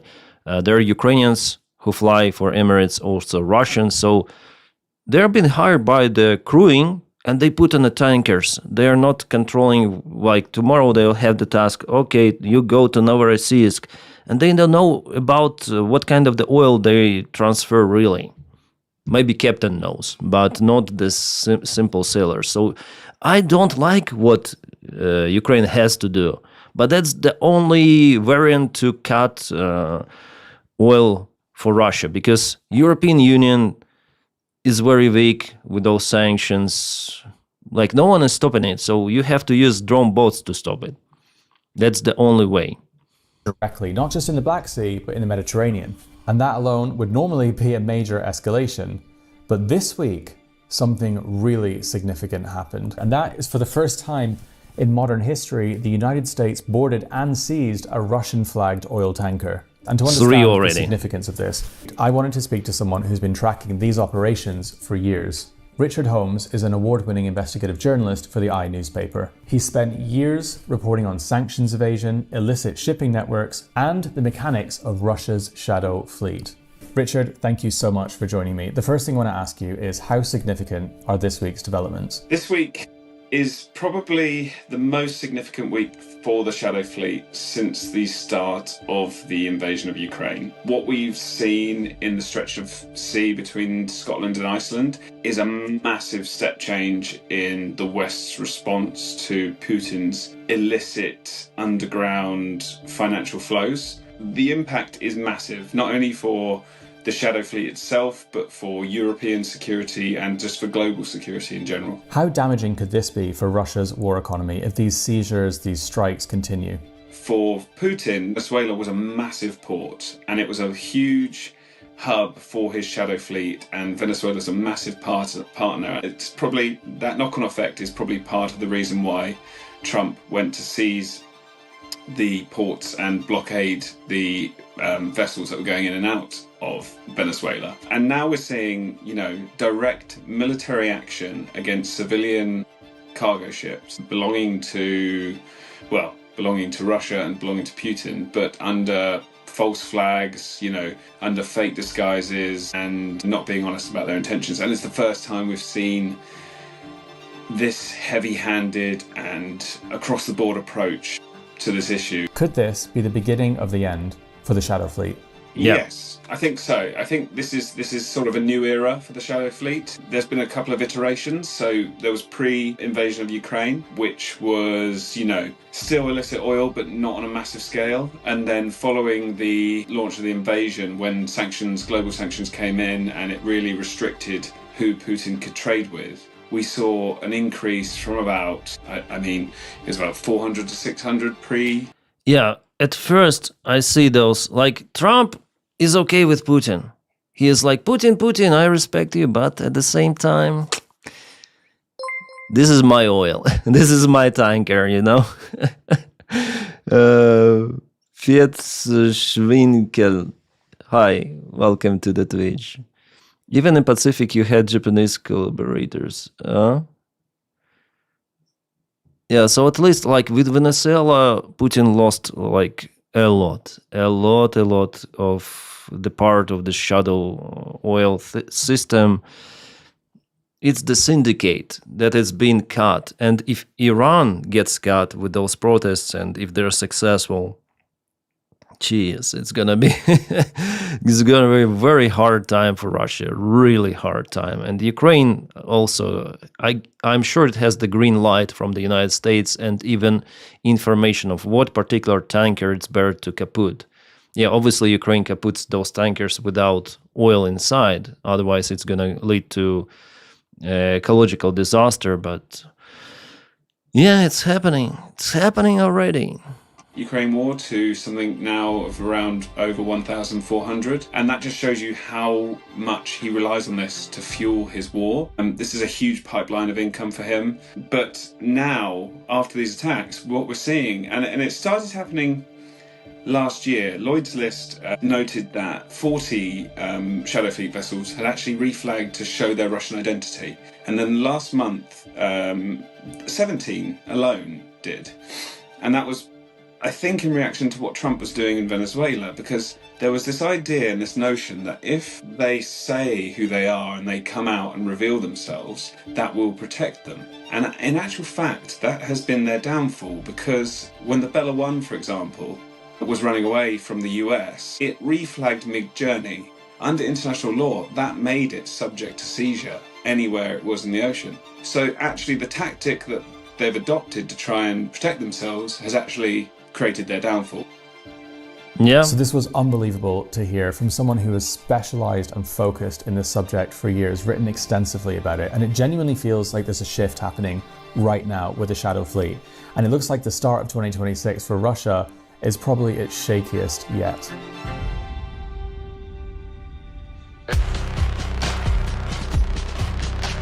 For decades, Russia hid its war at sea. First with nuclear weapons, then with missiles, and now with oil. Russia quietly supplied its wars while the world looked away.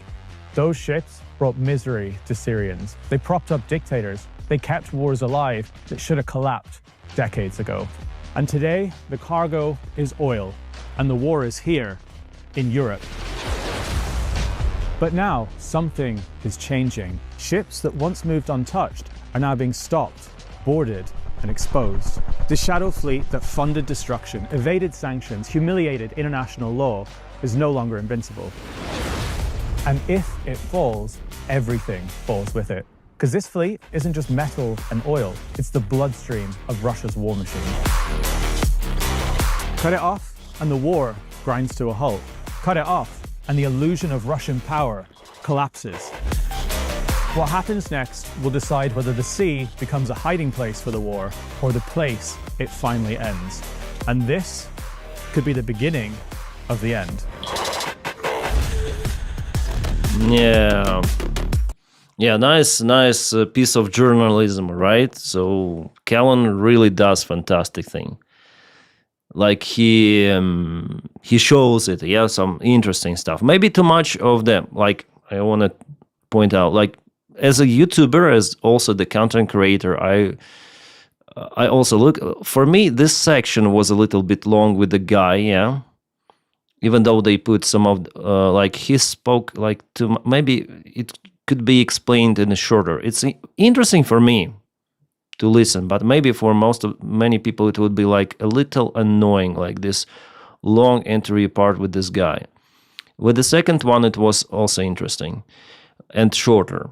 So that thing, I would like, maybe for Callan to film more of the Russian tanker than he went himself in aging. But it's fine. It's a great piece of journalism. There is production in it, some of the B-rolls, etc. So, yeah, it attracts attention. Viewer, it's interesting. It's nice. I like this stuff, yeah. But personally, myself, I cannot produce it. A little bit envy, but yeah, it's nice. Yeah, really good production of Callan, yeah. At the very high level, like TV production, yeah.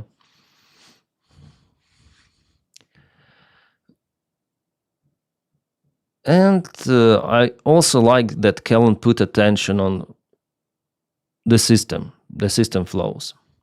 Can you please explain Siloviki for the chat? Siloviki, those are the force. Siloviki means militia and internal military forces. Also could be external. Yeah. So Siloviki, the term. Those who have the power of weapons. In Russia, it's National Guard, militia, Kadyrov army, Ahmad army, Russian army, FSB. They're all Siloviki. Thanks for support.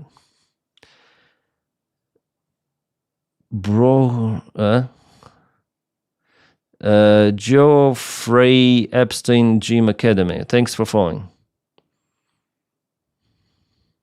ICE, feds in the United States, also police.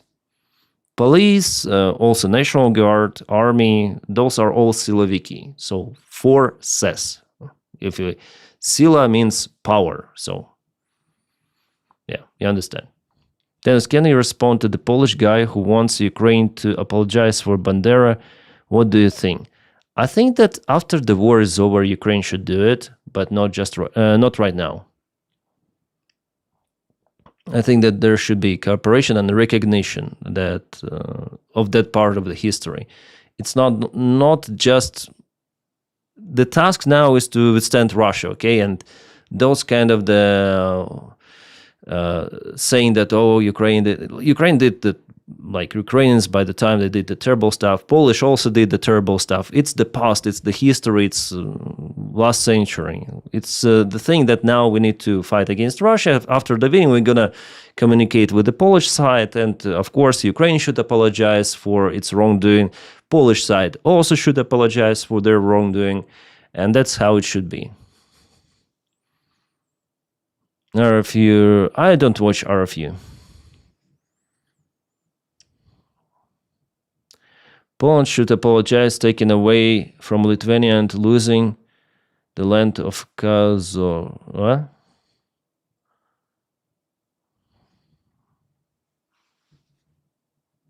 Now it's defense. Yeah.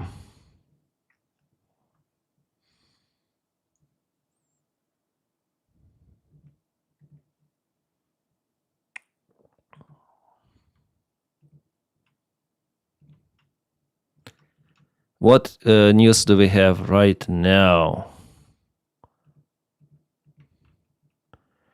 Despite what some accounts and individuals are claiming, there has been no major airlift by the United States Air Force to the Middle East in the last few days. They would suggest imminent military action against Iran, especially nothing like what we've seen the last year prior to the 12-day war.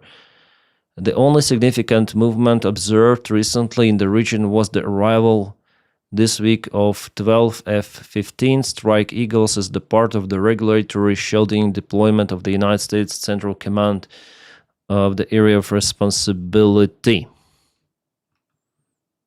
So, Ocean Defender, they say that there was no unusual deployment of the forces or into the Middle East. Everything goes without real military escalation for now.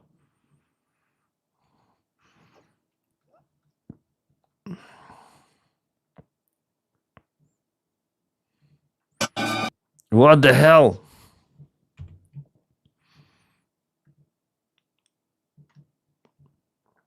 The drone image. The dude is from Africa, you see? A mercenary. Maybe it is that guy with the huge anti-tank mine. You seen that video with the anti-tank mine? The guy who was hired. Jeez. And probably they're already wounded. They go with the sticks. And the drone evades them. Why don't you watch RFU? You showed me. I showed you RFU or what? I don't watch lots of the pro-Ukrainian channels. Like Kellen, I watch because I like how he films everything of that.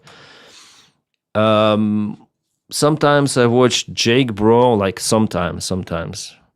Just to make sure that I said in my video all what he says. We film the similar content.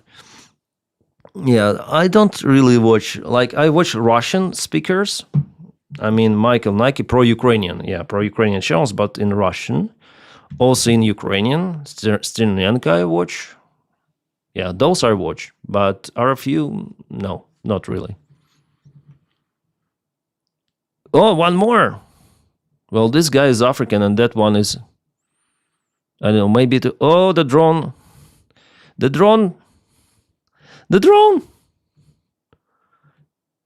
He had, that's the shovel. You see? Probably you'll not see the face here, and that's the shovel. It was not the stick, it was not the crutch, it was the shovel. Oh, that's the last screenshot. That's definitely the shovel. You see? It's like a baseball, Ukrainian style. Yeah. Guten Abend, and for him it is Guten Nacht. Forever.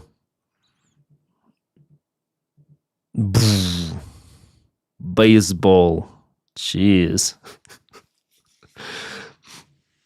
Nothing like those drone videos, they do not show something like gore images or something, just the last selfies, yeah?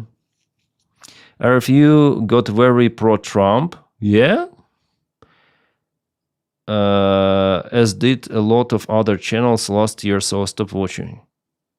I didn't know it was pro-Trump. Why pro-Trump? I think it was just reporting about the front lines. Blam. Yeah, big bada boom. This is the shovel. Maybe they were digging down some of the trenches, you know. Yeah. That is the end. Tennis. Yeah, tennis. For sure.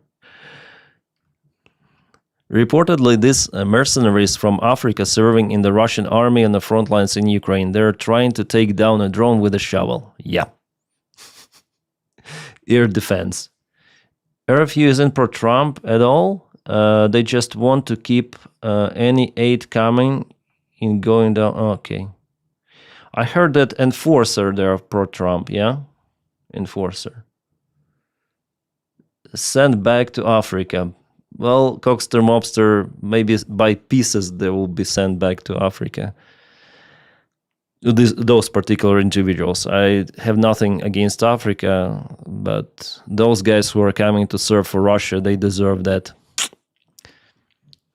President Trump states that the United States stands ready to help those looking for freedom in Iran. And we have this tweet, his recent, Iran is looking at freedom, perhaps like never before. The United States stands ready to help President Trump. Maybe they will kidnap Khamenei. Slits.info. No, I don't watch Slits.info. Denys, does the Russian still blame Ukrainians for Novakhovka event? I think yes, they blame for everything, Maria. The only Russian channel I watch is for 20-something, forgot his name. Enforcer is so embarrassing. Denys Akbar. Yeah, that's a nice name of the channel, Denys Akbar. Bada boom. Inside Russia is nice. Channel by Konstantin, yeah. He talks about economics in Russia. I think he's pro-Ukraine. Yeah. We spoke with Konstantin, actually. He decided not to record the common video, like podcast, because he afraid for his life right now. Because he was spotted by Dugin, and you understand that Dugin has the influence, so personally he was spotted by him. Then will we do another collab with Starsky? Maybe, I don't know. He does interviews with people on the streets. He's very much pro-Ukraine.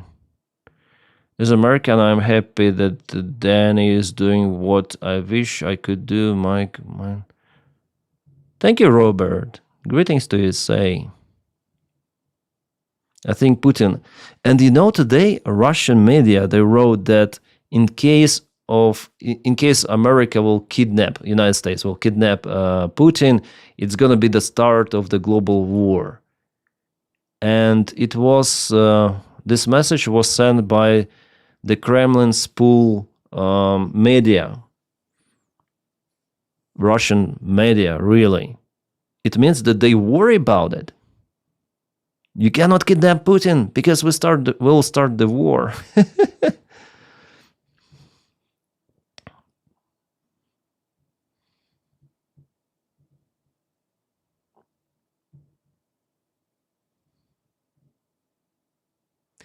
I'm curious, why does Ukraine consider Bandera as the hero? Can you explain it got the point? Bandera was the leader of the Ukrainian Украинская повстанская вызволительная армия, Liberation Army of Ukraine. They were fighting against Soviets, they were fighting against Nazis, they were fighting against Poles' influence. So he was truly pro-Ukrainian, that's why he's a Ukrainian hero. Батько наш Бандера, Україна мати.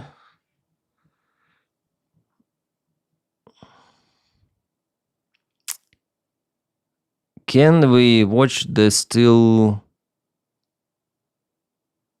Porcupine? What is the Steel Porcupine? Tell me, JD, what is that Steel Porcupine?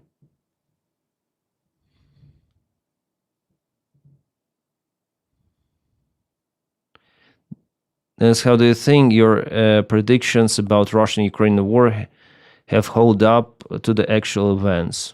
So far, predictions are like my prediction, as I say, that the war will continue for a very, very long time. It's the best Ukraine war documentary out. Ah, really? It's amazing and free. I'll check it out later. It's royalty free. I'll Google it. What you say? Still Porcupine. I checked the wrong button.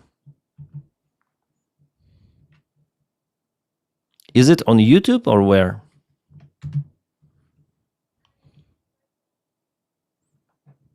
Still Porcupine. You about the film. The Still Porcupine is unforgettable cinematic experience that exposes Russia's campaign of extermination in Ukraine. The Ukrainian people's spirit and resist prevail the words.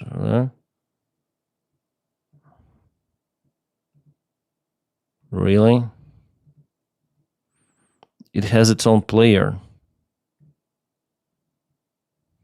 But it's a long video, yeah? It's 47 minutes. Maybe we're gonna watch it a little later. Then it was published. Except, and why my player is not loading? Into the slicer. So this leg would go. Come on, load. In Ukraine now. Second, we agreed that any lasting peace. I'll watch it later, okay? Because we are 2 hours already. Soon I need. J.D. Vance's cousin speaks. Oh, interesting. Are you the cousin too? Because you have JD in your nickname. Putin is a much better protector than Maduro was. The orcs detained to protect Maduro didn't pull up much to fight. Yeah. Why my comments not appearing? I don't know. I read them. Maybe something is wrong with YouTube comment section. I think 2,000 meters to Avdiivka is the best documentary so far. Aside from that, 60 Minutes has done more great coverage of the war crimes committed by Russia. Yeah.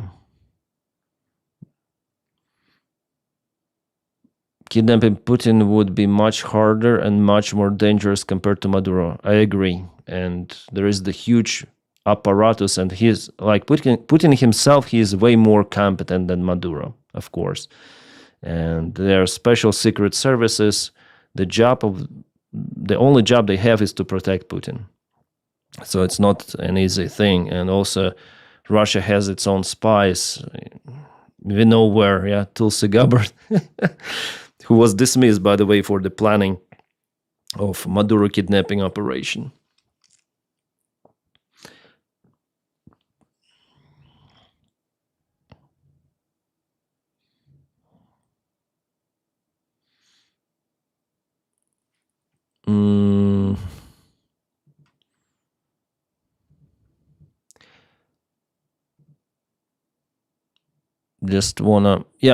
I just want to ask you guys the question. I'm gonna ask you the question, but to ask it, I need to go to my channel.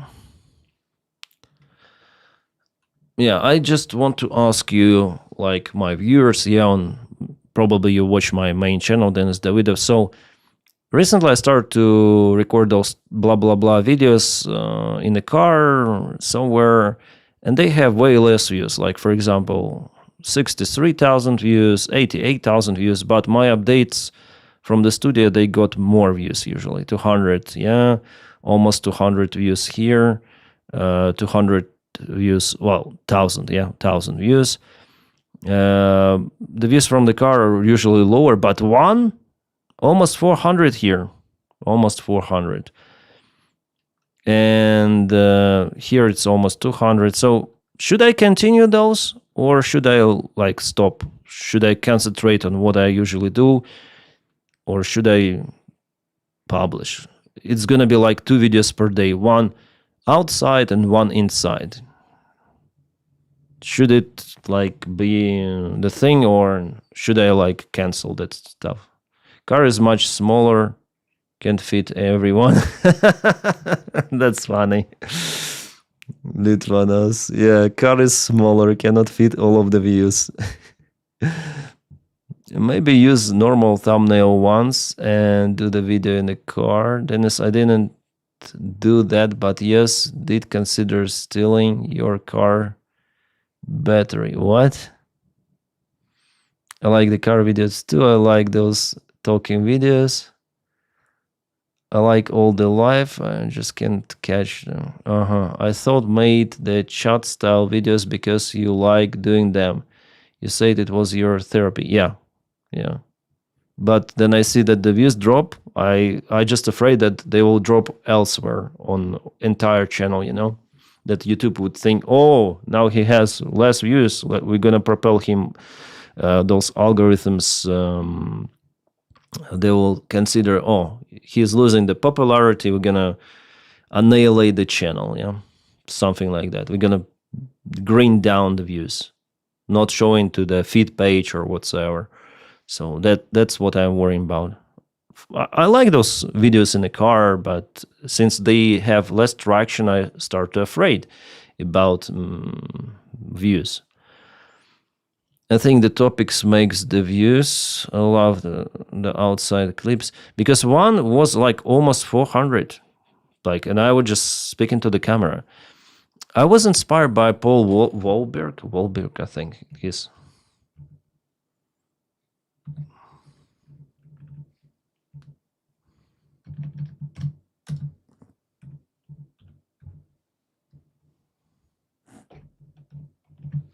Paul Wahlberg, yeah, this guy.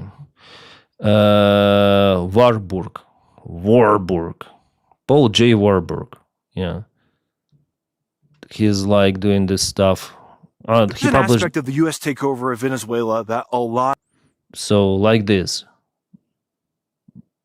There is also impersonator account, AI account. He complained about, and he has, you see, also almost 400 in 14 hours. He's very popular. Well, maybe because he speaks very War in well. Ukraine, Russia was so bogged down they didn't have resources to invest. The regime in Syria collapsed. Something similar arguably is going on in Iran. It may not be total regime collapse, but it might be. I have a whole video on that. But the point is, this is another area. The way how he explains da-da-da-dum, so I cannot do it probably, but maybe that's why he has distraction, because he is with his thoughts from the beginning till the end. He doesn't deviate too much, and he goes with the same line, and it's very interesting actually to listen to him. I don't watch his videos, I just listen in headphones or whatsoever. Then I go on a gym. I have the headset. Where is it? This is my headset for the gym. I listen to some of the Ukrainian podcasters and this guy. So maybe, and I was inspired, maybe I can do it. One of the videos got many views so far from my channel, but I didn't see like the huge traction. And he's filming like 1 year. I didn't know that it is possible really to become that popular on the same topic of Ukrainian war. Then in general, let's be honest, Ukrainian war is not that popular as it used to be. Yeah, it's people are more concerned about their own things because the world is unstable elsewhere. But so he started like 1 year ago, it says, and initially he has not many views, yeah, certain K, 3K, 5K, but then he exploded from some of the video, and you see hundreds of thousands of the views, sometimes less, sometimes more. But now it's like very, very stable for him. Like 4 months ago, like 3 months ago, some videos have like even million views. Yeah, where did I see it? Well, stable 300, I would say, like 200,000, 300,000. Yeah, 300, I would say. 600, 3, almost 4. I think it also depends on the topic, but those videos are popular. Him just speaking to the camera, and it's nice. You know, it may also open the field for my videos if I need to go somewhere, because now I'm connected to the studio. I'm working here in the room, so if I need to go somewhere, I may just take my camera, take my laptop, and do the stuff elsewhere.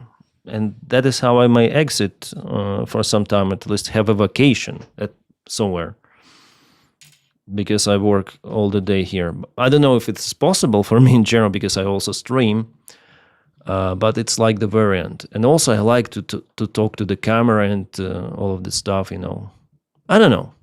We'll see. For now, let's risk uploading 2 videos per day, one blah, blah, blah, and one from the studio, and we'll see where it leads us. Yeah, we'll see.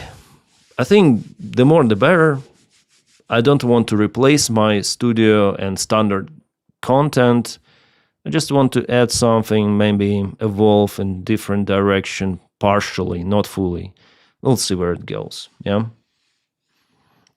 The algorithm pushed him into my feed. Yeah. It's very interesting. Actually, in a way, we are competitors, yeah, in the same field, like war YouTubers, Capt channel, Jake Bro, me, Arthur. We are competitors, yeah. Paul also, Warburg. But also we are, in a way, we are working for each other. Because if you watch one channel about Ukrainian war or some other conflict, you may have, for example, here, I have my video. I watch Kellen Robertson, and I have my video for my recommendation. Why do I have it, YouTube? Why do I have my own videos to watch in recommendations? So you see, if someone watches Kellen, maybe they will see my video. They'll see me here. And I really like the thumbnail. It pumps out a little compared to what is here. Video of Cuts. Yeah, Cuts. I sometimes watch him as well. And here is Michael Nike. I watch him sometimes. So yeah, in the feed, you may have recommendations. Even if you don't follow me, maybe you watch one of my videos. Sometimes you have, if you watch Kellen, you have my feed as well. So we're competitors, but the more of those pro-Ukrainian channels, the better it is for you, like the higher variant it is for you to get in the recommendations in the side feed of the channel, in those next recommended videos to watch. Like a blah, blah, blah. Thank you, Tamara. Arthur's last music vid is excellent. Really?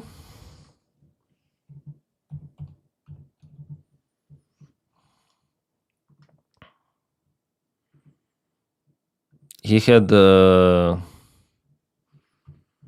what kind of the music video? I think he was about Areshnik telling. I don't know why he has not so many views as before. Well, I also have those kind of the views on my blah blah blah videos sometimes. Well, maybe just a similar content all the time. Maybe we get less interested. I don't know. We'll see. We'll see. What is your take on reporting from Ukraine? I've always thought it's a sham channel, not in Ukraine and not in Ukrainian. His pronunciation of Kura, however, for example, changes based on whether he remembers to self-correct. Little Miss Mur, I don't know. Like, I know that's pro-Ukrainian channel, but I don't watch it because I do the same.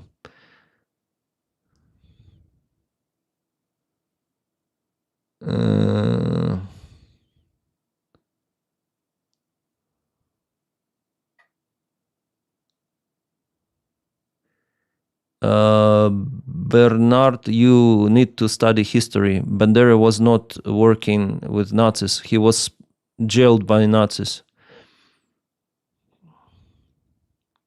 Yes, I think he should be the hero of Ukraine.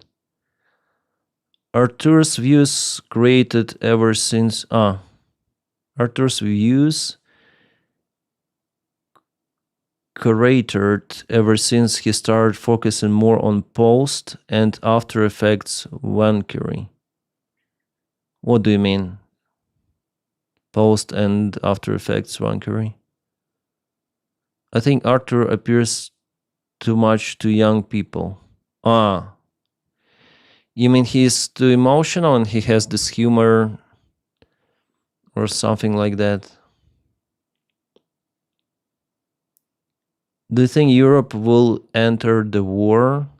I think Russia will enter the war with Europe. Not fully, but some of the escalation will be in Baltic states, and sadly. Russia will not do it against Poland. Poland has the big army.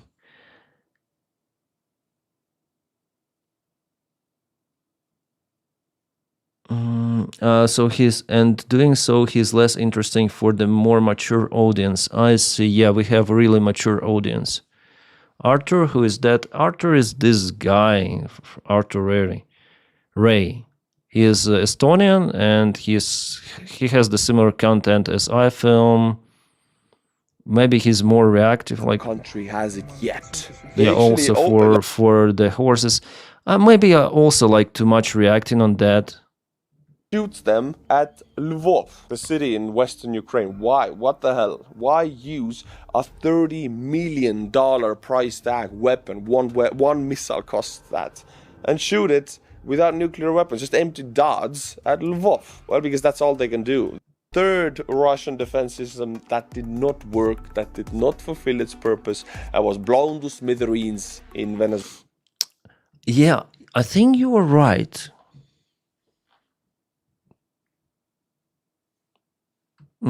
I think you are right. Who said that? Marvin. Yeah, Marvin. I think you are right about it. I think I should use more, in a way, smart humor and less emotions. Those those kind of the, overreacting. Sometimes I have this thing as well. Because it's not okay for a really mature audience. They don't like it's different generation. They just want me to be, I guess, this guy who just delivers the information. Personal opinion also on that, but not too much overreacting, laughing, or whatsoever. Yeah, I think so. And since our audience is like average age of my audience is somewhere between 50 and 65. This is we watch because you're a human as well. We all feel emotion. Yeah, there should be emotion, but I think not too much, I guess. If we speak about elderly generation. Youngsters, they're all about emotions, but let Magyar do the overreaction. Yeah, Magyar has this language, that you cannot even translate for it to be that funny. 57, yeah. I like your videos because you're not turbo hype at all the time. You see, Dizzy also watches me because I'm not turbo hype. It's really that old. I would have accepted 30s or maybe 40s. No, the main part of my audience is elderly, yeah. The main part.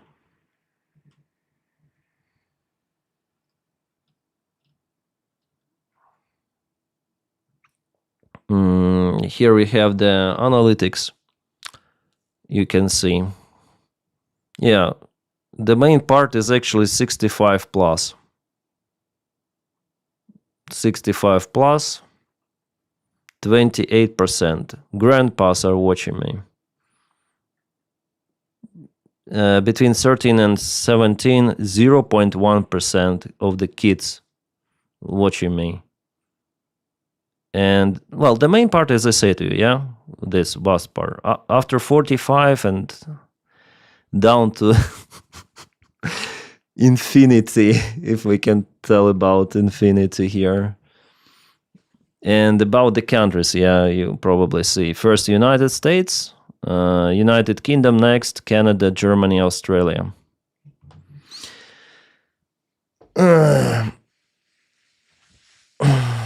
0.1%. Yeah, Mr. Beast audience is not watching me. I feel like a child compared to these statistics, lol, yeah. So maybe my humor should not be like this overreactive, because elderly generation, they will not understand it.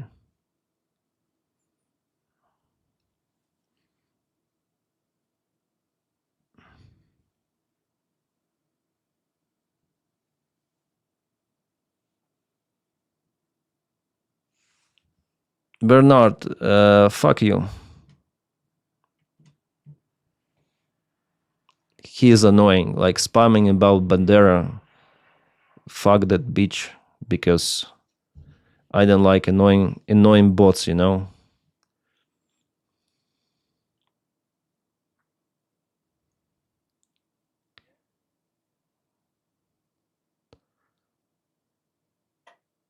Sometimes I'm overreacting with slur, but it's the trash channel, so I can afford it. Arturo is brave and bold, sparking personality. I actually like his presentations. Yeah. Yeah.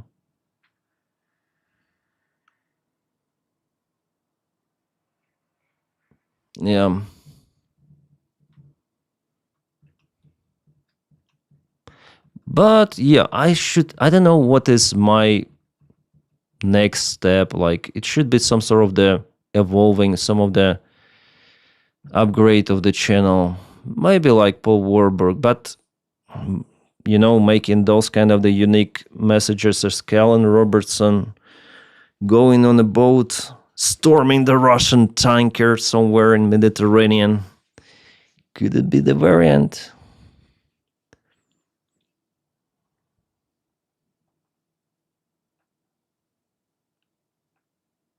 We explained it to him in detail and with patience, but it still didn't work. What do you mean, Ratus Maga? Some podcasts with some guests. Yeah, I did it, but they're not popular. Also with Kalen, Dylan, and Jake Bro, but they're not really popular. But I think I should record lots of the podcasts, like 100 of them. At least 10 I should record, and we'll see. What about Bandera? There was the guy who was spamming about Bandera. So I already answered all of his questions, and he continued to provide the narrative that Bandera should have been like, why I consider him as a hero of Ukraine, because he is officially like that. And I explained why, and he continued to tell about it, and I just banned him. So yeah. It's not about Bandera. Bandera was the last century, and those who try to say something about that, like they try to intimidate Ukrainian history and Ukraine here, the target is Russia because it attacks Ukraine. What they try now, to justify some of the Russian action by telling Ukrainians are bad, Ukrainians did some Volyn massacre. Yeah, it was dark part of the history, but it was the history century ago. So thanks for subscription, Chekufar. It's not the imminent thing that we need to fix. We need to think about future. And later on, we should apologize, of course, and Poles also should apologize because they also killed lots of the Ukrainians. They also replaced them. It was forced, not evacuation. They basically replaced the Ukrainians, like Stalin did with Crimean Tatars. Poles did it to Ukrainians. So there was the thing, between Poland and Ukraine. Also, harsh history part. And if you play one side, it will always, especially now, then Ukraine is fighting against Russia. Of course, it's not a good thing. Later on, after the war is over, we're gonna settle with Poles. That situation peacefully and apologizing to each other. Polish don't like Bandera. Yeah. They don't like lots of the stuff. Gen X is born in 65 to... Okay. Polish also genocide Jews and dissidents.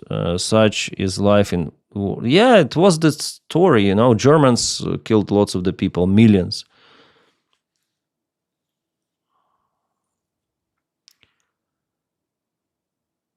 So what? Germans are bad? No.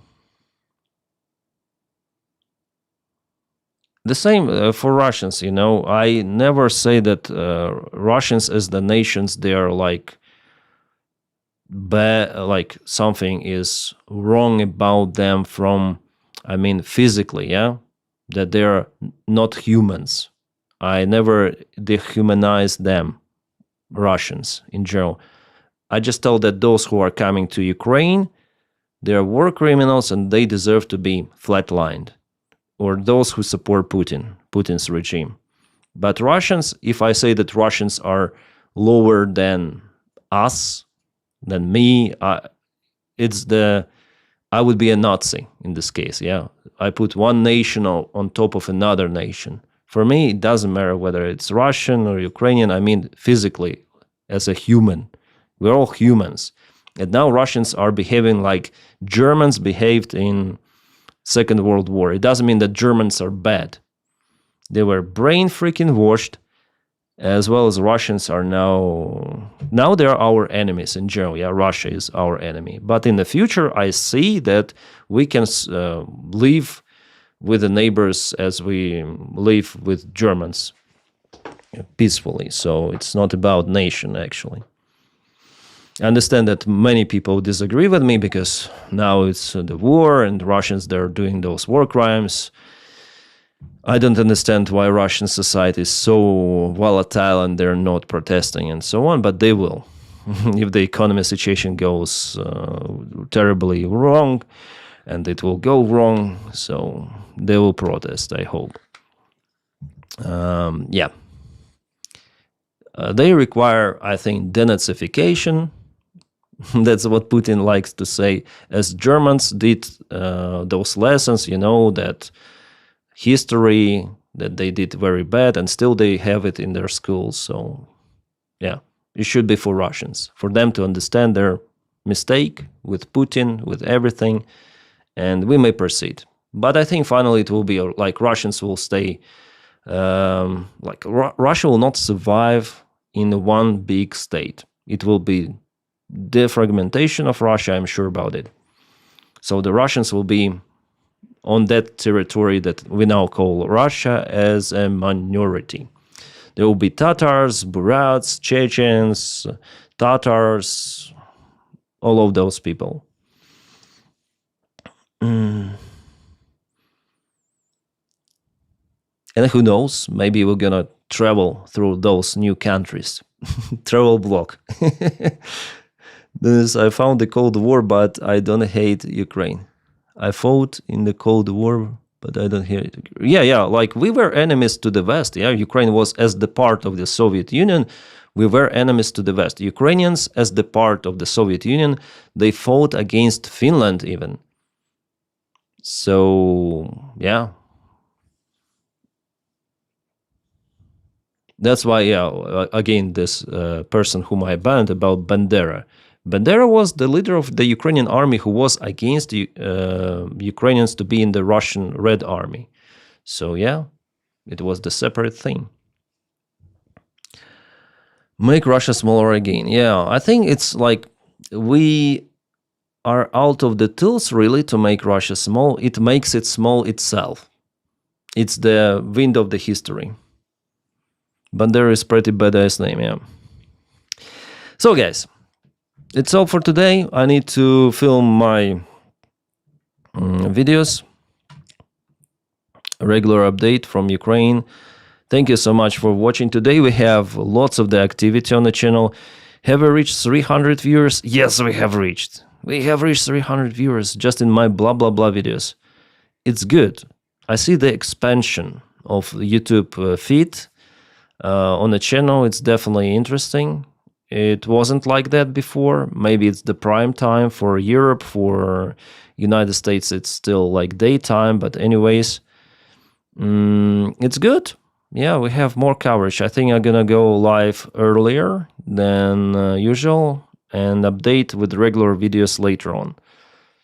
Yeah, this experiment works well to get today on air earlier. And also I feel better than on the stream. Then I woke up, do some stuff, and then I go on the stream later on. It's kind of hard. Then I'm tired. Now it's fine. A couple of hours, 2 hours, 30 minutes. It's also fine. I think I can make them longer, those streams, like up to 5 hours. Sometimes we'll see.